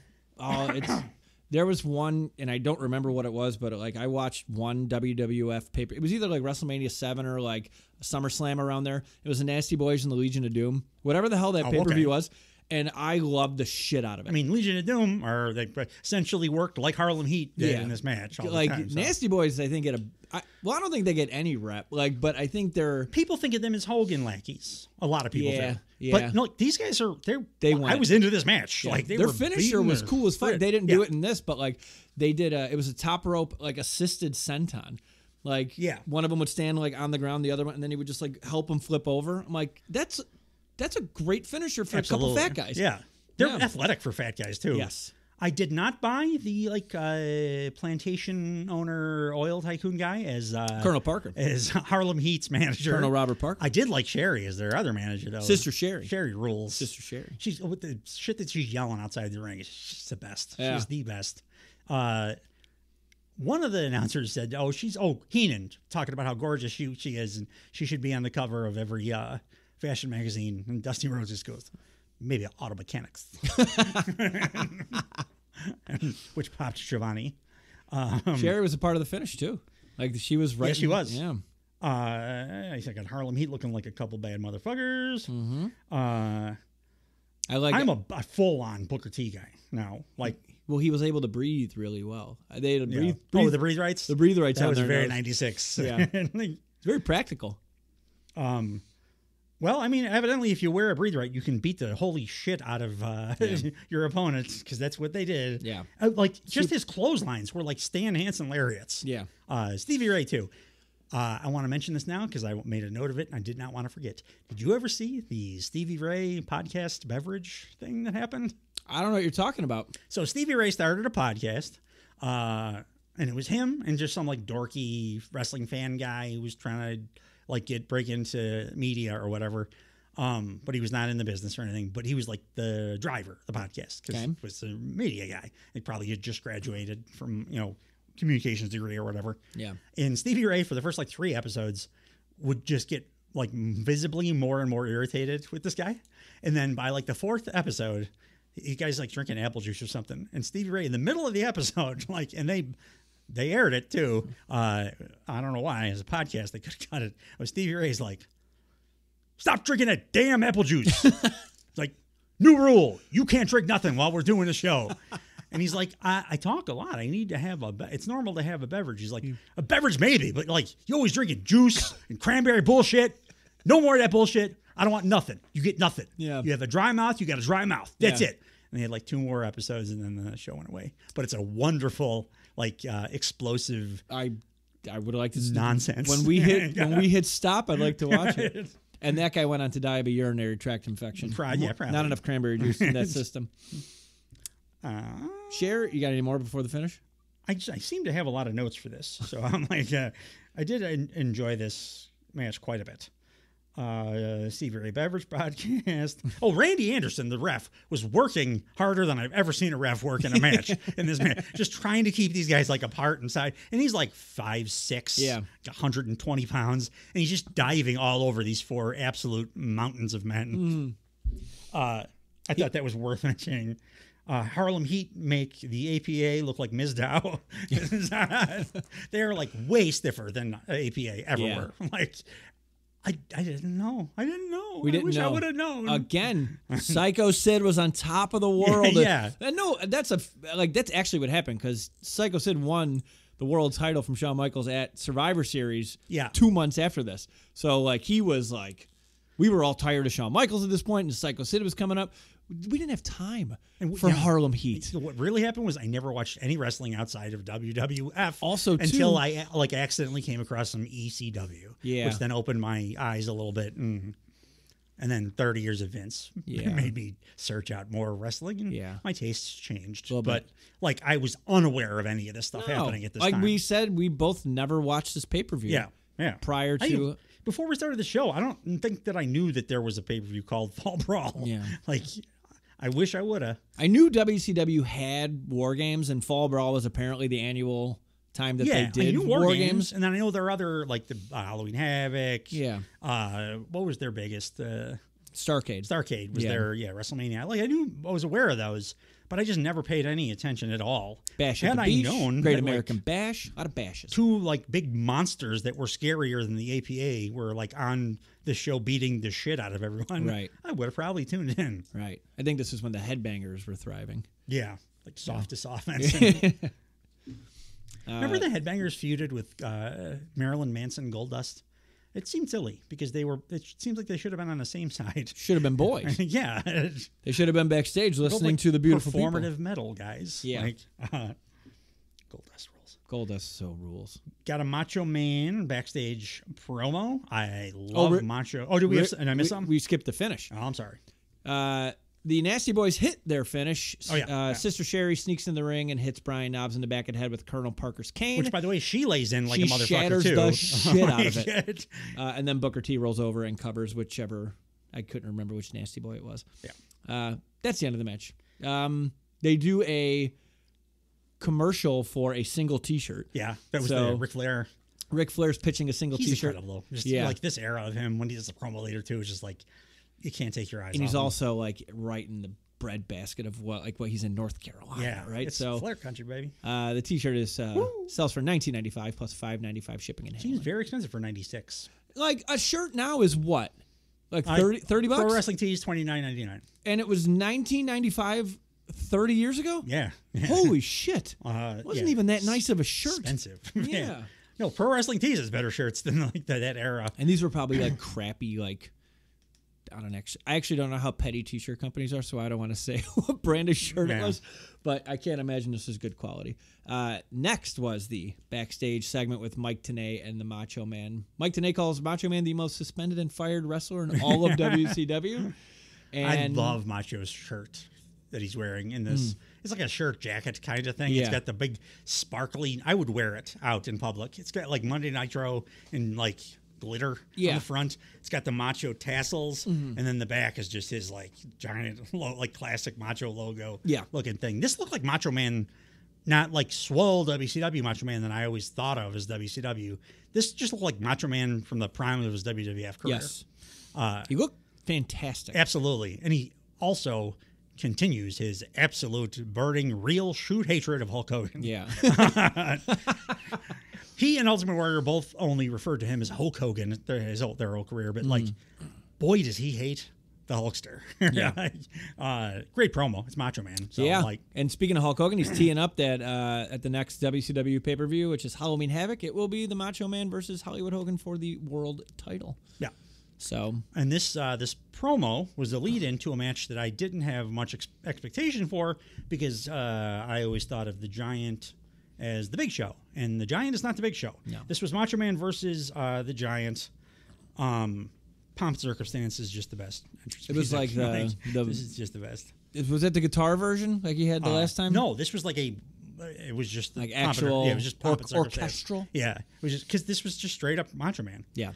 Who worked his ass off in this match, by the way, too. Well, he- flying all over the place. He was handing out Slim Jims before the fucking match, Yeah. so which is kinda But funny. like he was moving at the same rate of speed as he did in his heyday. What the fuck is wrong with Vince? Like, we can put you on commentary. Put that guy on commentary. happened. Well, I think that the thing that happened got him out of the company. Yeah. I don't think that Vince kept him on after having put him on commentary. I think it happened while he was on commentary. Oh, you think so? I think so. I don't think Vince kept him in the company after the thing happened. Yeah, why would you keep him after? and Like then- all, why would you demote him? After What that? everybody says is like he turned 40 and Vince was like, "It's past you." Like clearly not past him because he had the best match I've ever seen with Big Show / Yeah. Giant in this match. Yeah. And the Big Show also like laying in shots.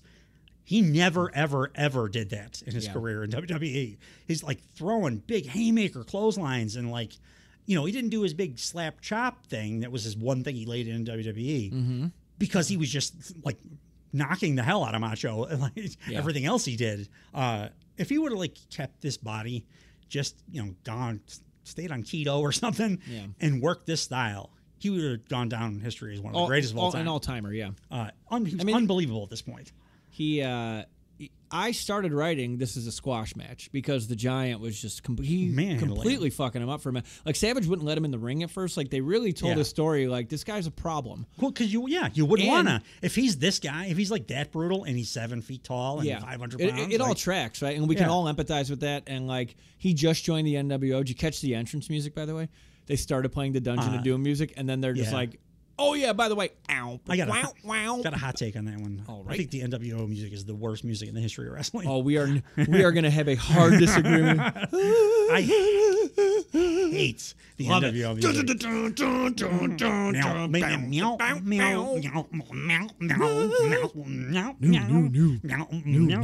That's the only good part. The new. The Wolfpack is a better theme. I also didn't like Hogan coming out to Hendrix either. I love that song. You just hate fun. No, I like good television. Yeah. And that song is irritating as fuck. And for a number of years, it was the music for half the wrestlers on the show. Well, because everybody was in the NWO. Hear it a zillion times a show. It's not even really a song. Like it's just some sounds. New. But yeah, I like that the Dungeon of Doom into. They just abruptly changed it. Yeah. They forgot that he was a recent. They used to do that shit all the time. Like, production. Like for as much praise they were giving the production, like still they were they were finding their what they footing. have in like pyro, in like a sports presentation. Yeah. Not great with like entrances, like with well, music and. We will get to that in the War Games Yeah. match. Holy Lord. I said Big Show throwing stiffer shots. Oh, Heenan here, who's like historically hates Randy Savage. Yeah. Is like begrudgingly, he's one of ours. He's so a I'm WCW pulling guy. for him. Yeah. Like, and he was pulling for him, like telling him, giving him instruction, like what he should do during the match. Yeah. And like you said, Giant was like just beating the shit out of him. Press slams Savage into the ring from the outside. Yeah. I'm like, that's never going to not be impressive to me. No. Because It's incredible. Yeah. Boy, Macho hates Hulk Hogan. He fucking slams. Yeah. It's like a legit. Full scoop slam, no assistance from none. Big Show. And he's, again, this is not swole Macho Man. This is like cruiserweight Macho Man. Yeah. Just scoop slams the Giant. Yeah. Place goes fucking apeshit. Yeah. Way more impressive than Hulk slamming Andre. 100%. It was unbelievable. It was also like a textbook scoop slam. Like Yes. a perfect front scoop slam. Yes. He also, then Macho did like a top rope. He was trying to do like a bulldog, and Big Show, I don't know, it was a miscommunication because he Madison Rained himself. Just jammed his head into the mat. I was like, oh no, Big Show, don't do that. But he was fine, thankfully. Yeah. And Macho hits that just best elbow that anybody's ever done. Yes. And I mean, Kyrie Sane's is great. It's a different move, kind of. But Shawn Michaels had a pretty good one. Shawn Michaels is great. It's not Macho. Nothing's ever going to be Macho. Macho's is just like perfect every Oh, time. CM Punk has the greatest elbow in the history of pro wrestling. That sloppy ass thing that he's admitted. I love it because it's so sloppy. Yeah. Because it fits his like aesthetic. Yeah. But it's trash. Like, well, he's outwardly said like, Yeah. you know, I don't know what he said verbatim, but like he gave the sentiment. He's like, I know what it is. He also said, as for his first day in AEW, that nobody should ever do a tope, a dive again, because Darby Allin exists, and once you see his, nobody should ever do it. And then 3 weeks later, he started doing topes. Yeah. Well, that's what you do in that company. Everything everybody else does. We're not talking about that right now. That will be for CM Punk on the mind. Well, beautiful elbow. Yes. And this was what I was talking about, where they stick to the rules, because after Macho hits the elbow, Hogan and the Outsiders start to come down. Yep. Before they can. So Hogan comes down. Yeah. And lures Macho. But yes, exactly. Lures Macho out of the ring. Yeah. So Macho fights them, but out of the ring. Like, it wasn't an interference. So then he kind of gets beat down on the outside and thrown back in. Giant Big Show gets the pin, and that's correct. And as they pointed out in commentary, no, Macho attacked Hogan, outside the ring. So it wouldn't be interference. It wouldn't be. It was great. It was great. It was a great way to do a cheater finish after an awesome match. I also thought it was kind of brave of them to show your main event, like half of your main event prior to the main event. Yep. They don't usually do that. Yeah. They didn't save them to make it special or nothing like that. Yeah, exactly. It was right before. But my expectation for this match was just nothing. Yeah. And I got like. Well, that's the Giants so far, right? Macho, and then and the Giants fucking amazing, showing up, like amazing. And everything we've watched with him is like, oh goddamn. And again, that this is where we're saying like the benefit of 30 years of hindsight. Usually, it's like, oh, Rey Mysterio matches are always like everybody's up for them. Yeah. But it also goes the other way. It's like, oh, we're so used to the Giant just barely moving, or Big Show or whatever. The Big Show. Did you ever notice it's TBS? That was the joke, right? Yeah. Good job, Vince.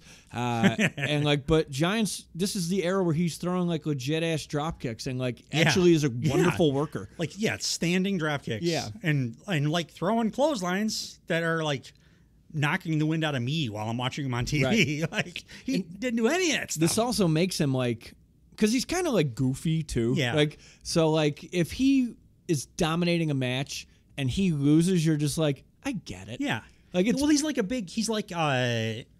Great Dane or something. He's like so giant he doesn't understand his own size, and he like could kill you by accident. Right. And which is he kind of does here. Yeah. But because he's so goofy, he's would have been a great character. Like, why did the Performance Center is the worst goddamn thing that's ever happened to pro wrestling. You need to learn how to slow it way down and find the hard cam. Yeah. And not have awesome matches like we just watched here. Yeah. Well, clearly the power plant was a superior training facility. Yeah. The power plant was just like, here are some steroids, B64, and a white guy. and we're going to make you Andre the Giant's son. I will say the power plant had a good, when that British douchebag went and to like try to expose the business. Like, it was right before Beyond the Mat came out. Oh, that's Buddy Lee Parker. Did he get glases? Yeah, he's got Thoreau. Yeah. He's like a aristocratic Louis Thoreau. I just watched a thing about that. Some British guys talking about looking back on that, it was just Louis Thoreau because he went to an indie promotion too, and he's like, pulling all these faces. He's so disgusted because there was blood and stuff because it's an indie match and there's a bunch of kids, and it was basically like, oh, these are very poor people, and their lives are different than mine, so this is weird. Yeah. And then when he goes to WCW, he's like trying to grab Roddy Piper and like Macho Man. I remember Goldberg being on that. And Goldberg was the nicest one to him. Yeah. Because most of them were like, buddy, we got a show in like 10 minutes. You see me wheeling my shit in. Yeah. I can't just like talk to you about your stupid. And then the best one was in an airport. Thoreau goes and sits down next to Raven, who had just signed like $1 million contract with WCW. Yeah. And Raven is a smart guy, so he was like, "Oh, who you work for?" He's like, BBC Two. We're doing a documentary." And Raven's like, "You know who I am?" And he's like, "Oh no, actually I don't." He's like, "So you're doing a documentary about pro wrestling? You don't know who I am? You have no idea who I am?" It's like, no, I'm not. He's like, did you do any research before you started this documentary? And absolutely nothing. Face went white. Right. But my favorite thing about it was the power plant. Buddy Lee Parker just makes him puke because he tried to try out like an idiot. Like he thought he was going to be a professional athlete. Yeah. Not realizing that these guys like kill themselves during training. And they just broke him emotionally. Just do burpees for 5 minutes. Like, broke him emotionally. Like literally sitting on a bucket with his head against the wall. Yeah.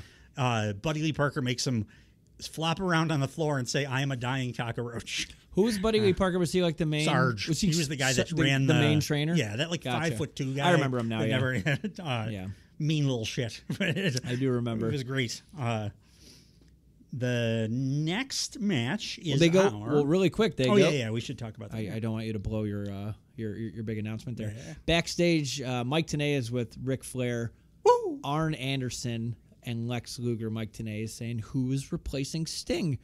Flair doesn't answer and clearly just had 6 full tablespoons of white granulated sugar because he is on one. Man, and he knows he's in North Carolina. Yeah. Like, man, Arn Anderson says they're going to Anderson, by the way, is exactly 39 years old, as always.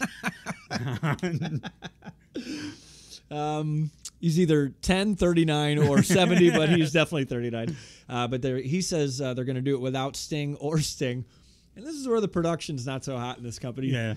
Sting comes in at this point, who is not there at that point. It's not fake Sting. It's real Sting. With his back to the... Like, you see over, like, his Well, I mean, I think shoulder. that was a choice. I think they were trying to make us be like, oh, is that fake Sting? Is that real Sting? Yeah. We don't really know. I guess. But then he talks, and it's like, oh, that's Sting. Yeah.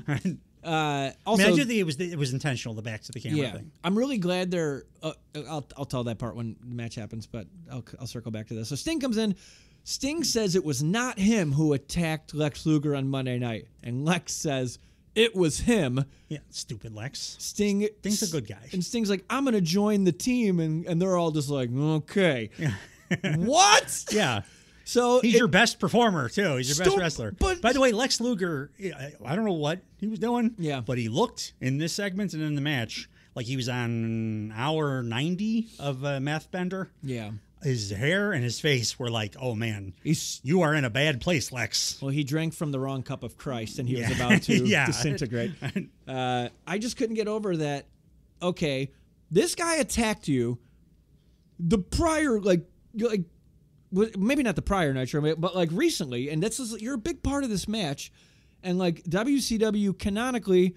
Like, this is a huge fucking deal. Like, the guys that have been fighting the Horsemen are now teaming with the Horsemen to fight. Yeah, Bobby Heenan is in tears practically at this point. Like, this is like the first, like, how WWE's doing, like, this big Avengers bullshit. Yeah. Like, this is actually, like, the same kind of, like, story. Oh, by the way, you just reminded me. This is a better invasion angle than Vince ever did. Oh, the NWO? I would say thing. So. Yeah, this was like, but it was this. I didn't watch it at this time when it was actually ramping up. Yeah. I'm like, this is an invasion. Yes. And like when you get the announce crew, you got Bobby Heenan like, oh, for God's sake, please, you need it. Like, they're not. You really feel it. Yeah, like, they're not pitching Stridex pads between matches. Yeah. But I just couldn't get over that. Like, hey, the Sting, like the fucking face of WCW, just attacked Team WCW, and then he's like, I'm here now, and they're just like, what the fuck, dude? And he's like, I'm gonna be on the team, and they're like, all right, we'll see you down there. Like, it was terrible acting. They probably should have scripted this slightly better. Could be wrong about this, but I think the way that it played out afterwards was that like Luger knew that the guy that attacked him was not Sting.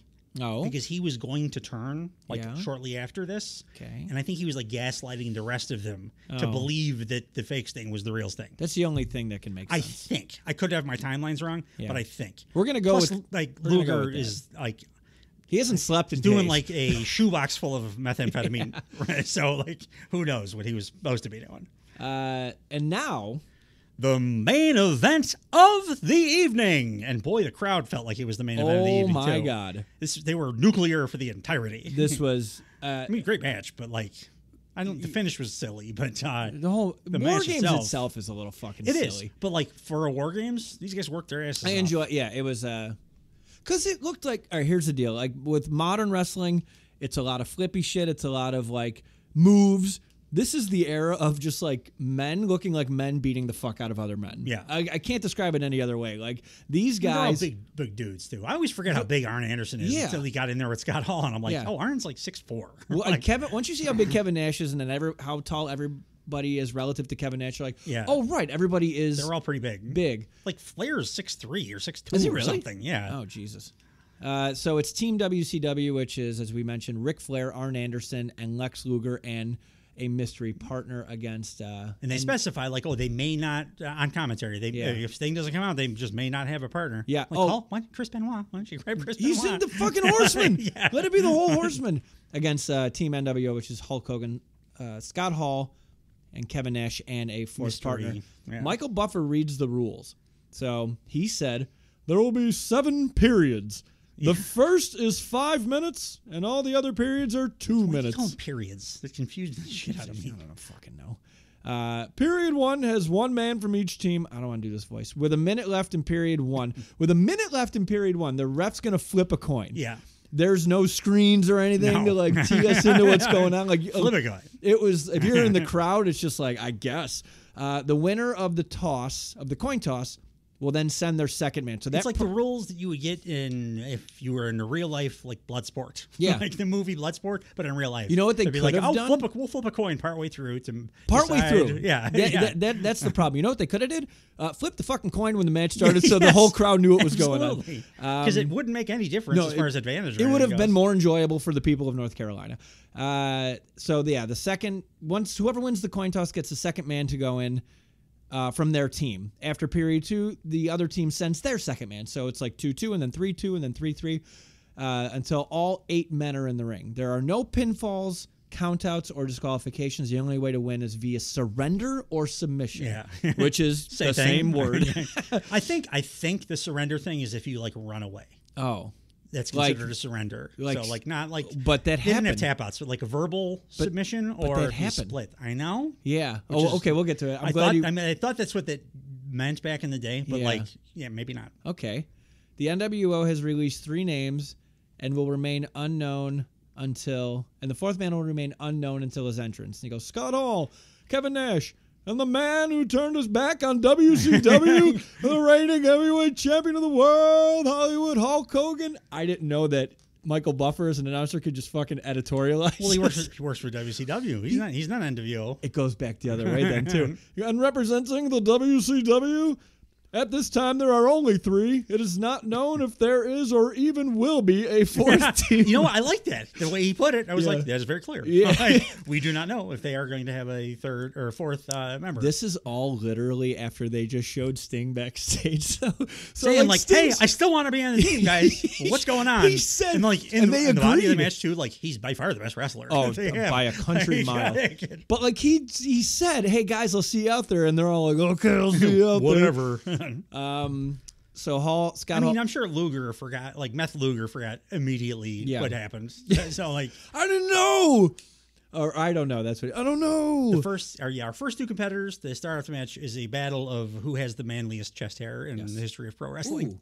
That's not bad. Those are actual stakes there. Arn. Armed Anderson and Scott Hall. Yeah, no entrance music the entire match for anything. By the way, I didn't. Usually I would hate that, but I didn't mind it here because it was like. Well, because you hate the NWO music. Yes, absolutely. Anytime I don't have to hear that is a good thing.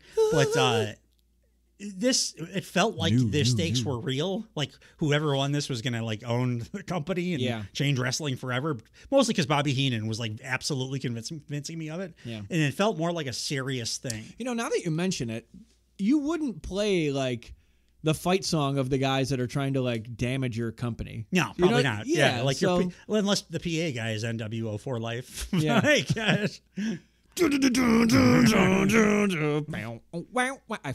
I'm sorry you don't love it. I love it. I'm sorry that it exists. Well, how else are you supposed to walk into a room at whatever the camera filter is that goes there and then it turns black and white? How are you supposed to walk into a room if it's not one of 500 million great rock songs that you could do? I agree. All along the Watchtower. Yeah, sure. my one note about the cage is the top of the cage looks super janky. It does. The whole cage looks like... It looks like they built certain parts of the cage in different facilities. Looks like I might have built it. Like, I like doing stuff on the side. I made my own barbecue grill. Like, one of these days I may be like, hey, you know what? I'm going to make a War Games cage. And that's kind of what this looked like. Make a YouTube video? Join me as I make a War Games cage. And I'm going to have to go to the emergency room because I've seemed to have cut my carotid artery on a piece of sharp wire that I didn't see. Hopefully you won the coin toss, so Stus can come in. The doctor does a coin toss partway into the surgery and decide. As you mentioned so many times, there was a super pro WCW commentating team. Yeah. Which added so much cool stuff to it. Yeah, in a great way. Coin toss was held in the back. They did mention that they had to keep the two teams separated because it was getting a little physical, which I liked. Just more breadcrumbs. I always love that. Still in wrestling now, I like if they do the in-ring interview between two guys that are feuding. If they do the both parties have agreed to no violence. If one does, then they're suspended kind of thing. Have reasons. Yeah. So and you don't gotta dig that. In that case, you don't need to see it. When you see it, it's gonna feel like an angle. It might result in some bad acting. Yeah. But just like that little they're paying attention. Instead of having the invisible wall that CM Punk so desperately tried to tear down. Yeah. Yeah. Because it's stupid and Punk recognized it. Yeah, he's right.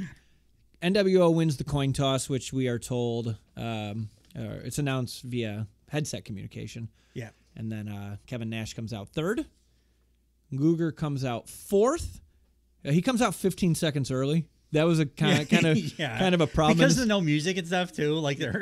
They're like 5, 4. Oh, look who it is! But they don't take the clock off, and they didn't do it until the end. They pre-recorded some kind of person saying a countdown, and because they didn't stop the countdown until I forget what it's coming down. In a couple, but they clearly the production team was not. It was the same production team that was paying attention to who was in the Texas Bull Rope match that we talked about last week. Who was in charge of lighting the fucking corners up? It was the same guy that worked for WCW. This was where they started their career. Evidently. Just a shit. Luger came out, cleaned house. I wrote he looks like he has black boots on. I said he looks like a He-Man action figure before you add the decals. Absolutely. I think he has black boots on because he probably forgot his gear because he's on a 9-day bender. He looked terrible. He looked awful. Well, when you're awake for that long, black looks like white, then white looks like black. Yeah. Like Vampiro's looking for his boots. Yeah. God damn it. This is kind of cool. Dark match. Hogan comes out next, and he gets fucked up a little. Yes, he does. More than I'm used to seeing. Yeah, it was noticeable that he was getting some heat. It did make me think man, it's a crime and it's Hogan's fault. We never got a top of their game Hogan Flair. That should have happened. Egos, man. It's why we didn't get Hogan Austin. Because I want Flair to go over Hogan too, which Hogan would never do. And if you just do the business, you see what The Rock's doing right now, just do the goddamn thing and everyone will be happy. Yes. Yeah. But again, the benefit of 30 years and whatever. Paydays work differently back then. Which is why I'm thankful for Ospreay Danielson now. Immediately. Yes, and not until then. Should that little shit be on television? I actually agree with you there, despite my. I also love watching Bryan Danielson wrestle every day but generally in wrestling, and if it weren't for Danielson's weird little caveat for this 1 year where he wants to wrestle everybody, I would say absolutely don't have him off TV completely while Ospreay's cutting these promos. I'm with you. But that's if Paul McCartney played in town for 10 straight days. Yeah, yes. You know what I mean? The only thing I'd go to all 10 days, but I get real bored by day 3. Danielson wrestles different styles depending on who he's wrestling. Paul McCartney's changing his set list. He's playing Abbey Road one night. He's playing Revolver the next night. Oh God, really? Then I'm going to all 10 shows. I just talked myself. You just convinced me. Paul McCartney's going to do the entire Beatles catalog, one night at a time. Yeah, I'm going every night. Got multiple mortgage payments to go see that. But I could watch Danielson wrestle Jack Sabre Jr. And then wrestle Will Ospreay in the next night, and I don't feel like it's less. Right. But that's just because it's him and he can wrestle any style. But generally, as a storytelling idea, I agree. You got to keep him special. You got to keep him special, man. And he is special, and I wish they would just fucking keep him special. Speaking of special, Hogan's in the ring now. He's number 5. Ric Flair comes out 6 seconds early. He cannot fucking help it because the crowd is just it's like Muhammad Ali's there, right? Ali Boumaier, that shit. Flair stays in one ring. The entire WCW team, Luger and Arn Anderson so far are out. Yeah. The NWO has fucking decimated them. Ric Flair gets in and he stands in one ring, and he's challenging the NWO to come over, and the place is going ballistic. Flair looks like such a badass here. The fucking walls are shaking. And then he takes on the entire NWO, and he does a good job. Yeah, he like holds his own for sure. Like, it was such a cool babyface like comeback. And then like he puts a long figure 4 on Hulk Hogan, and the match doesn't officially start until everybody's in the ring. My headcanon where Hogan taps, so I have can put that picture of Ric Flair tapped Hulk Hogan with a figure 4 laylock. Yeah, that works. Yeah. Oh, no, it doesn't work for me, brother. It wasn't part of the match. Number 7, Sting comes out 20 seconds early. Kind of Sting. Oh, no, it's Sting. Oh, no, I'm sorry. No, You're first right. was kind of Sting. You're right. Who looked exactly like Sting right up until he threw his first punch. Jumpin' Jeff Farmer. Oh, that's not Sting because his working punch is not nearly as good as Sting's. No, but he's doing all the moves. He's doing all the moves. He's doing stinger splashes. Yeah. And like again, we know now, but in '96, I can't imagine I would fucking know because his body type was right, and like I didn't know about work rate. On how close I was watching Sting, because when we do see a stinger splash for real, it's about 7 feet higher than the one that fake Sting. And that's after the fact. Like, sure. I think this they didn't give away the ghost with that. This was a genius fucking move. It was for and 1996. They really got a guy that looked like just like him. Motley Cruz. Turn the tables on me. It was not Jumpin' Jeff Farmer. I'm coming at you full force. Yeah, we gotta do that. Oh man, we'll do a theatrical read.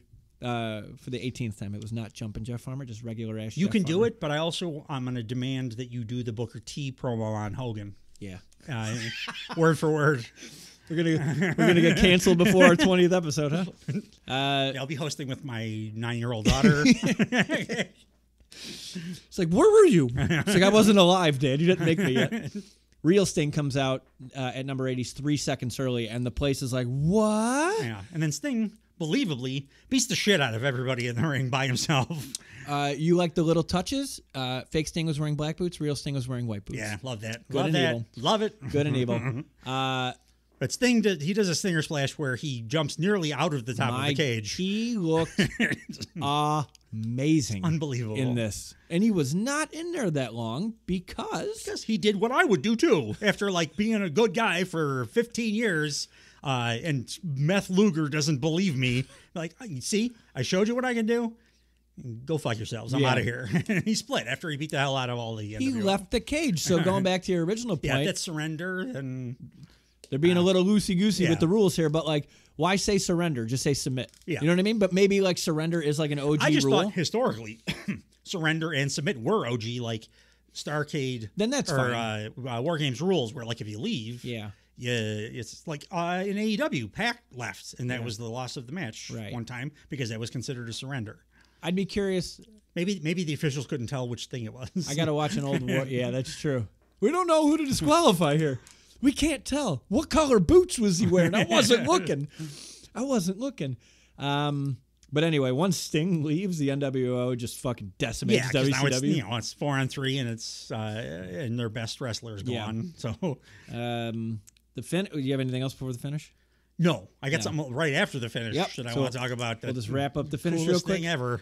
Lex Luger is in the Scorpion Deathlock with Fake Sting, and while he's in there, Hulk Hogan is just like a front face lock, which I thought was pretty good. Yeah. Nick Patrick and Hogan was better in this match than I remember seeing him at all. He was giving. Yeah, he worked well. Yeah, like you could tell him he might have been motivated again. Sure, you know. This era of Hulk Hogan was fucking magical. Yes, it was. Like just the biggest, best heel turn in the history of goddamn wrestling. Yeah, absolutely. So like I can't imagine he wasn't on cloud 9. Nick Patrick and who was the other ref? The little dude you said was bumping like Randy crazy? Anderson. Randy Anderson said Lex Luger quits. I don't know why Dusty Rhodes was saying that, but Nick Patrick and Randy Lex Luger quit because he needed to get backstage to his methamphetamine. Hurry up, because he was starting to feel it. I think. So Nick Patrick and Randy Anderson. Randy Anderson calls the end of the match. They say Lex Luger has given up, and then Michael Buffer goes, "The winners of the War Games, representing the NWO, the New World Order, Scott Hall, Kevin Nash, Hollywood Hulk Hogan, and their fourth team member. Like, he did not update his notes. Great. And their fourth team member. I loved it. All right, what happened after the match? What happened after the match was, I assumed it was an injury, then I researched it and realized not only was it not an injury, it was one of the coolest things that anybody's ever done in pro wrestling. So Sting leaves this match. We don't see him again for almost a year and a half. He's off television from, this was Fall Brawl. It was in, what month did I say? September. September of 96. Sting does not return until December of 97. The reason was, one, it was an extended vacation. They just wanted to give Sting a vacation because he was the heart and soul of that company for so long and he'd never taken time off. So they're like, we're going to be able to work this into a storyline. Go rest for over a year. And the other part was because he had to grow his hair out. Is that why? Yeah. Oh. Because when he returned, it was under the white crow face paint. Yeah. And nobody knew what the hell he was going to do when he was coming down from the rafters. Nobody had seen him for a year and a half at that point. People thought he quit. People thought he was done wrestling. Oh, he wasn't in the rafters yet? No, like he was like essentially so this was like his transitional kind of like 90s wavy hair, like brunette but not black hair. Yeah. But with like dark paint but with color in it era. This was like the end of essentially the end of Surfer Sting. Mm-hmm. Left, nobody knew. Like dirt sheets didn't have anything on it. I assumed in looking back that he was hurt or something. He was not. They just wanted to give him a paid vacation, which is unbelievable, awesome. I love it. And like, grow your hair. We're dying of black. We're going to give you the best gimmick you've ever had. Right. And then when he came back, he didn't talk for like 6 months or something because he was just, is that Sting? Holy shit, that's Sting. And then he's like taking a zip line down into the ring and taking out NWO members and like, unbelievable that they would have the patience in pro wrestling to like wait that out, to wait out a year and a few months with your top guy to have an awesome return gimmick. Yeah. I respect that so much. Yeah. Also having confidence that your product's going to stay that hot for that long. Yes. I mean, if you're booking stuff that far down the line with your arguably biggest babyface, good on you. And like Stinger's your best in-ring guy now that I'm seeing. Like overall, he does it all. Yeah. As the somewhat slow dude I used to work with at Ice Mountain Springwater in 2005 once said about Batista, he got it all. Yeah. Like he couldn't run fast is what you mean, right? You beat him in a foot race? We'll go. Yes. I think you beat him in foot races. You run. I think I played a little bit too much football. Yeah. Over the years. He's real tired from running. Yeah. Real tired from running. And I worked for this. Where'd you work? Ice Mountain? Ice Mountain. Yeah. Truck driving. Yeah. Batista got it all. And I was like, yeah, Tom, Batista got it all. He does got it all. And Sting also got it all. Baby got to have his Dillmans. And he's about to come back after a year and change with the most incredible, I think the Crow Sting, like solo guy going after NWO, it was a better booking decision than NWO itself. Well, it allowed so much to simmer. Yeah.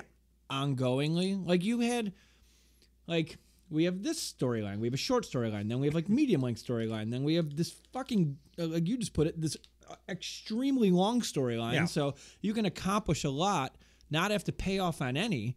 Like, because you don't know. Talk about long-term storytelling. Yeah. And non-injury, too. Like, you're one of your biggest guys. We're going to... Just the balls. I can't wait till we talk about the match he had with Hogan when he does come back. But, like, yeah. Leading up to it was better than when he eventually did get back in the ring. I mean, he did a bunch of great stuff after that, too. But that... The Hogan stuff... But that's Hogan. Yeah. He's just poison. Great right hair, now, though. Great hair. Great hair. Right Absolutely. Now. Yeah. I don't want to... In this pay-per-view... 5 out of 5 for me. Yeah, it was really fun. It's absolutely incredible. I got to go back and watch that Mysterio Super Calo match. Complete opposite of what we watched last week. And then another, like, after that, we didn't touch on like what happened after the match. Like the NWO just keeps fucking everybody up. The cage goes up.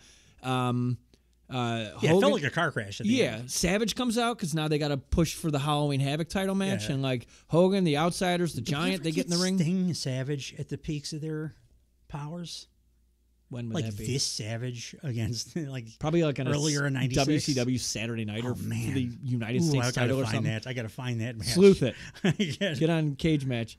I just realized that Darby Allin's never wrestled Kenny Omega, and I almost had a heart attack. Oh, like they both might die before it can happen too. Well, like, good thing he's not climbing a mountain, so maybe we have a chance now. But Kenny's getting the surgery. It looks like. Yeah. Yeah. Giant double X handle Savage from behind when he's going after Hogan. It's the weakest fucking double X handle ever.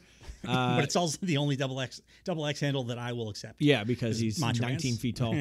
The Giant choke slams, and this is when the Giant was like holding a choke slam like in the fucking air. Yeah, holding like a delayed choke slam. Yeah, it looked so cool. He was so awesome here. Like, yeah. I see. Show sucked balls. Yeah. The Giant rolled. Well. Miss Elizabeth comes out and she's begging Hogan to stop. She lays on Macho Man, and then they spray paint her back. That had to make Macho Man fucking happy. Yeah. Hogan gets on the mic.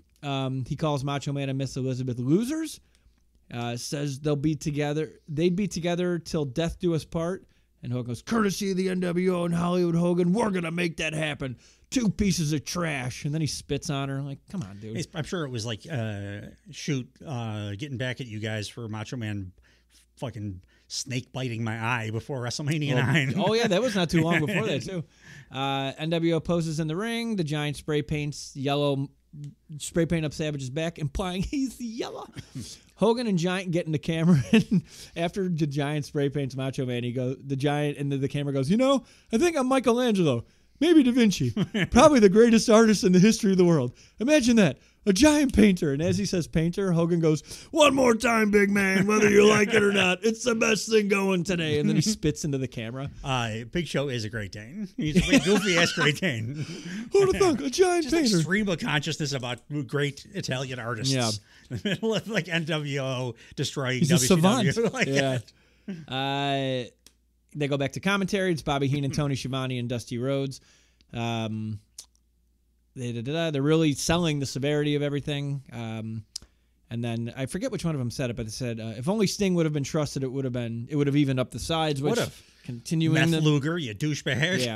Yeah. Hogan comes up to the commentary booth. He says, "Hey, Daydream believer, you could take that all the way to the bank, brother. This is NWO country." Don't know what the fuck any of that meant. No, it's nonsense. And then the Giant Outsiders, DiBiase, come up, and DiBiase says they want their demands now, which they talked about earlier in the show. Nice little bow on the pay-per-view. Boy, I wish Rick Rude never got hurt because he would have been awesome in this. Yeah. Well, he was in fucking DX. Yeah, but just as a bodyguard, like he could still go like a mother. Well, the guy we've been praising the whole show can. Yeah, it was a freak accident. Rude agreed to that spot too. It was just not a good spot to do it in with the way that the stage was. Yeah, it was just an accident. Absolutely, much like how Seth Rollins freak accident with Sting. Yeah, it is what it is. Overall, yay. Oh, I got 5 out of 5. Yeah, it was like up there with my favorite AEW pay-per-views. Yeah, this was unbelievable. What a hell of a way to kickstart what's about to be the next like boom period of wrestling. Yeah.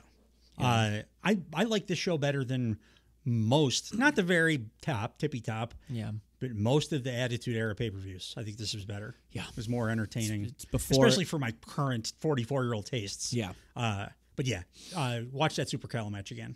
It was it's like Shinsuke when Shinsuke was 25, basically fighting a luchador. It's awesome. I'll have to pop it back on. I will gladly watch this whole thing again. All right, thanks everybody for joining us as always. We'll be back again next week. We're going to start releasing these. This one you'll see when it drops. We're going to start releasing our Turnbuckle time machines Monday mornings. Our regular Blue Thunder pods are going to still go out Friday mornings, as always, both the AEW and WWE iterations. And then on Monday morning, you'll have something to look forward to. That's right. The Turnbuckle Time Machine. We will be continuing our Bobby Heenan Fest next week. We'll leave it a surprise which one we're doing, but I will say that it dovetails very nicely with the story that was told in this pay-per-view and the character that the Brain was playing. We'll get to see another side of that kind of character with the next show we're going to do. I'm very excited for it. tune in on Friday for our regularly scheduled, pre-WrestleMania WWE and AEW Blue Thunder Pods. Thanks, everybody, for listening. Bye. Bye-bye. Bye-bye.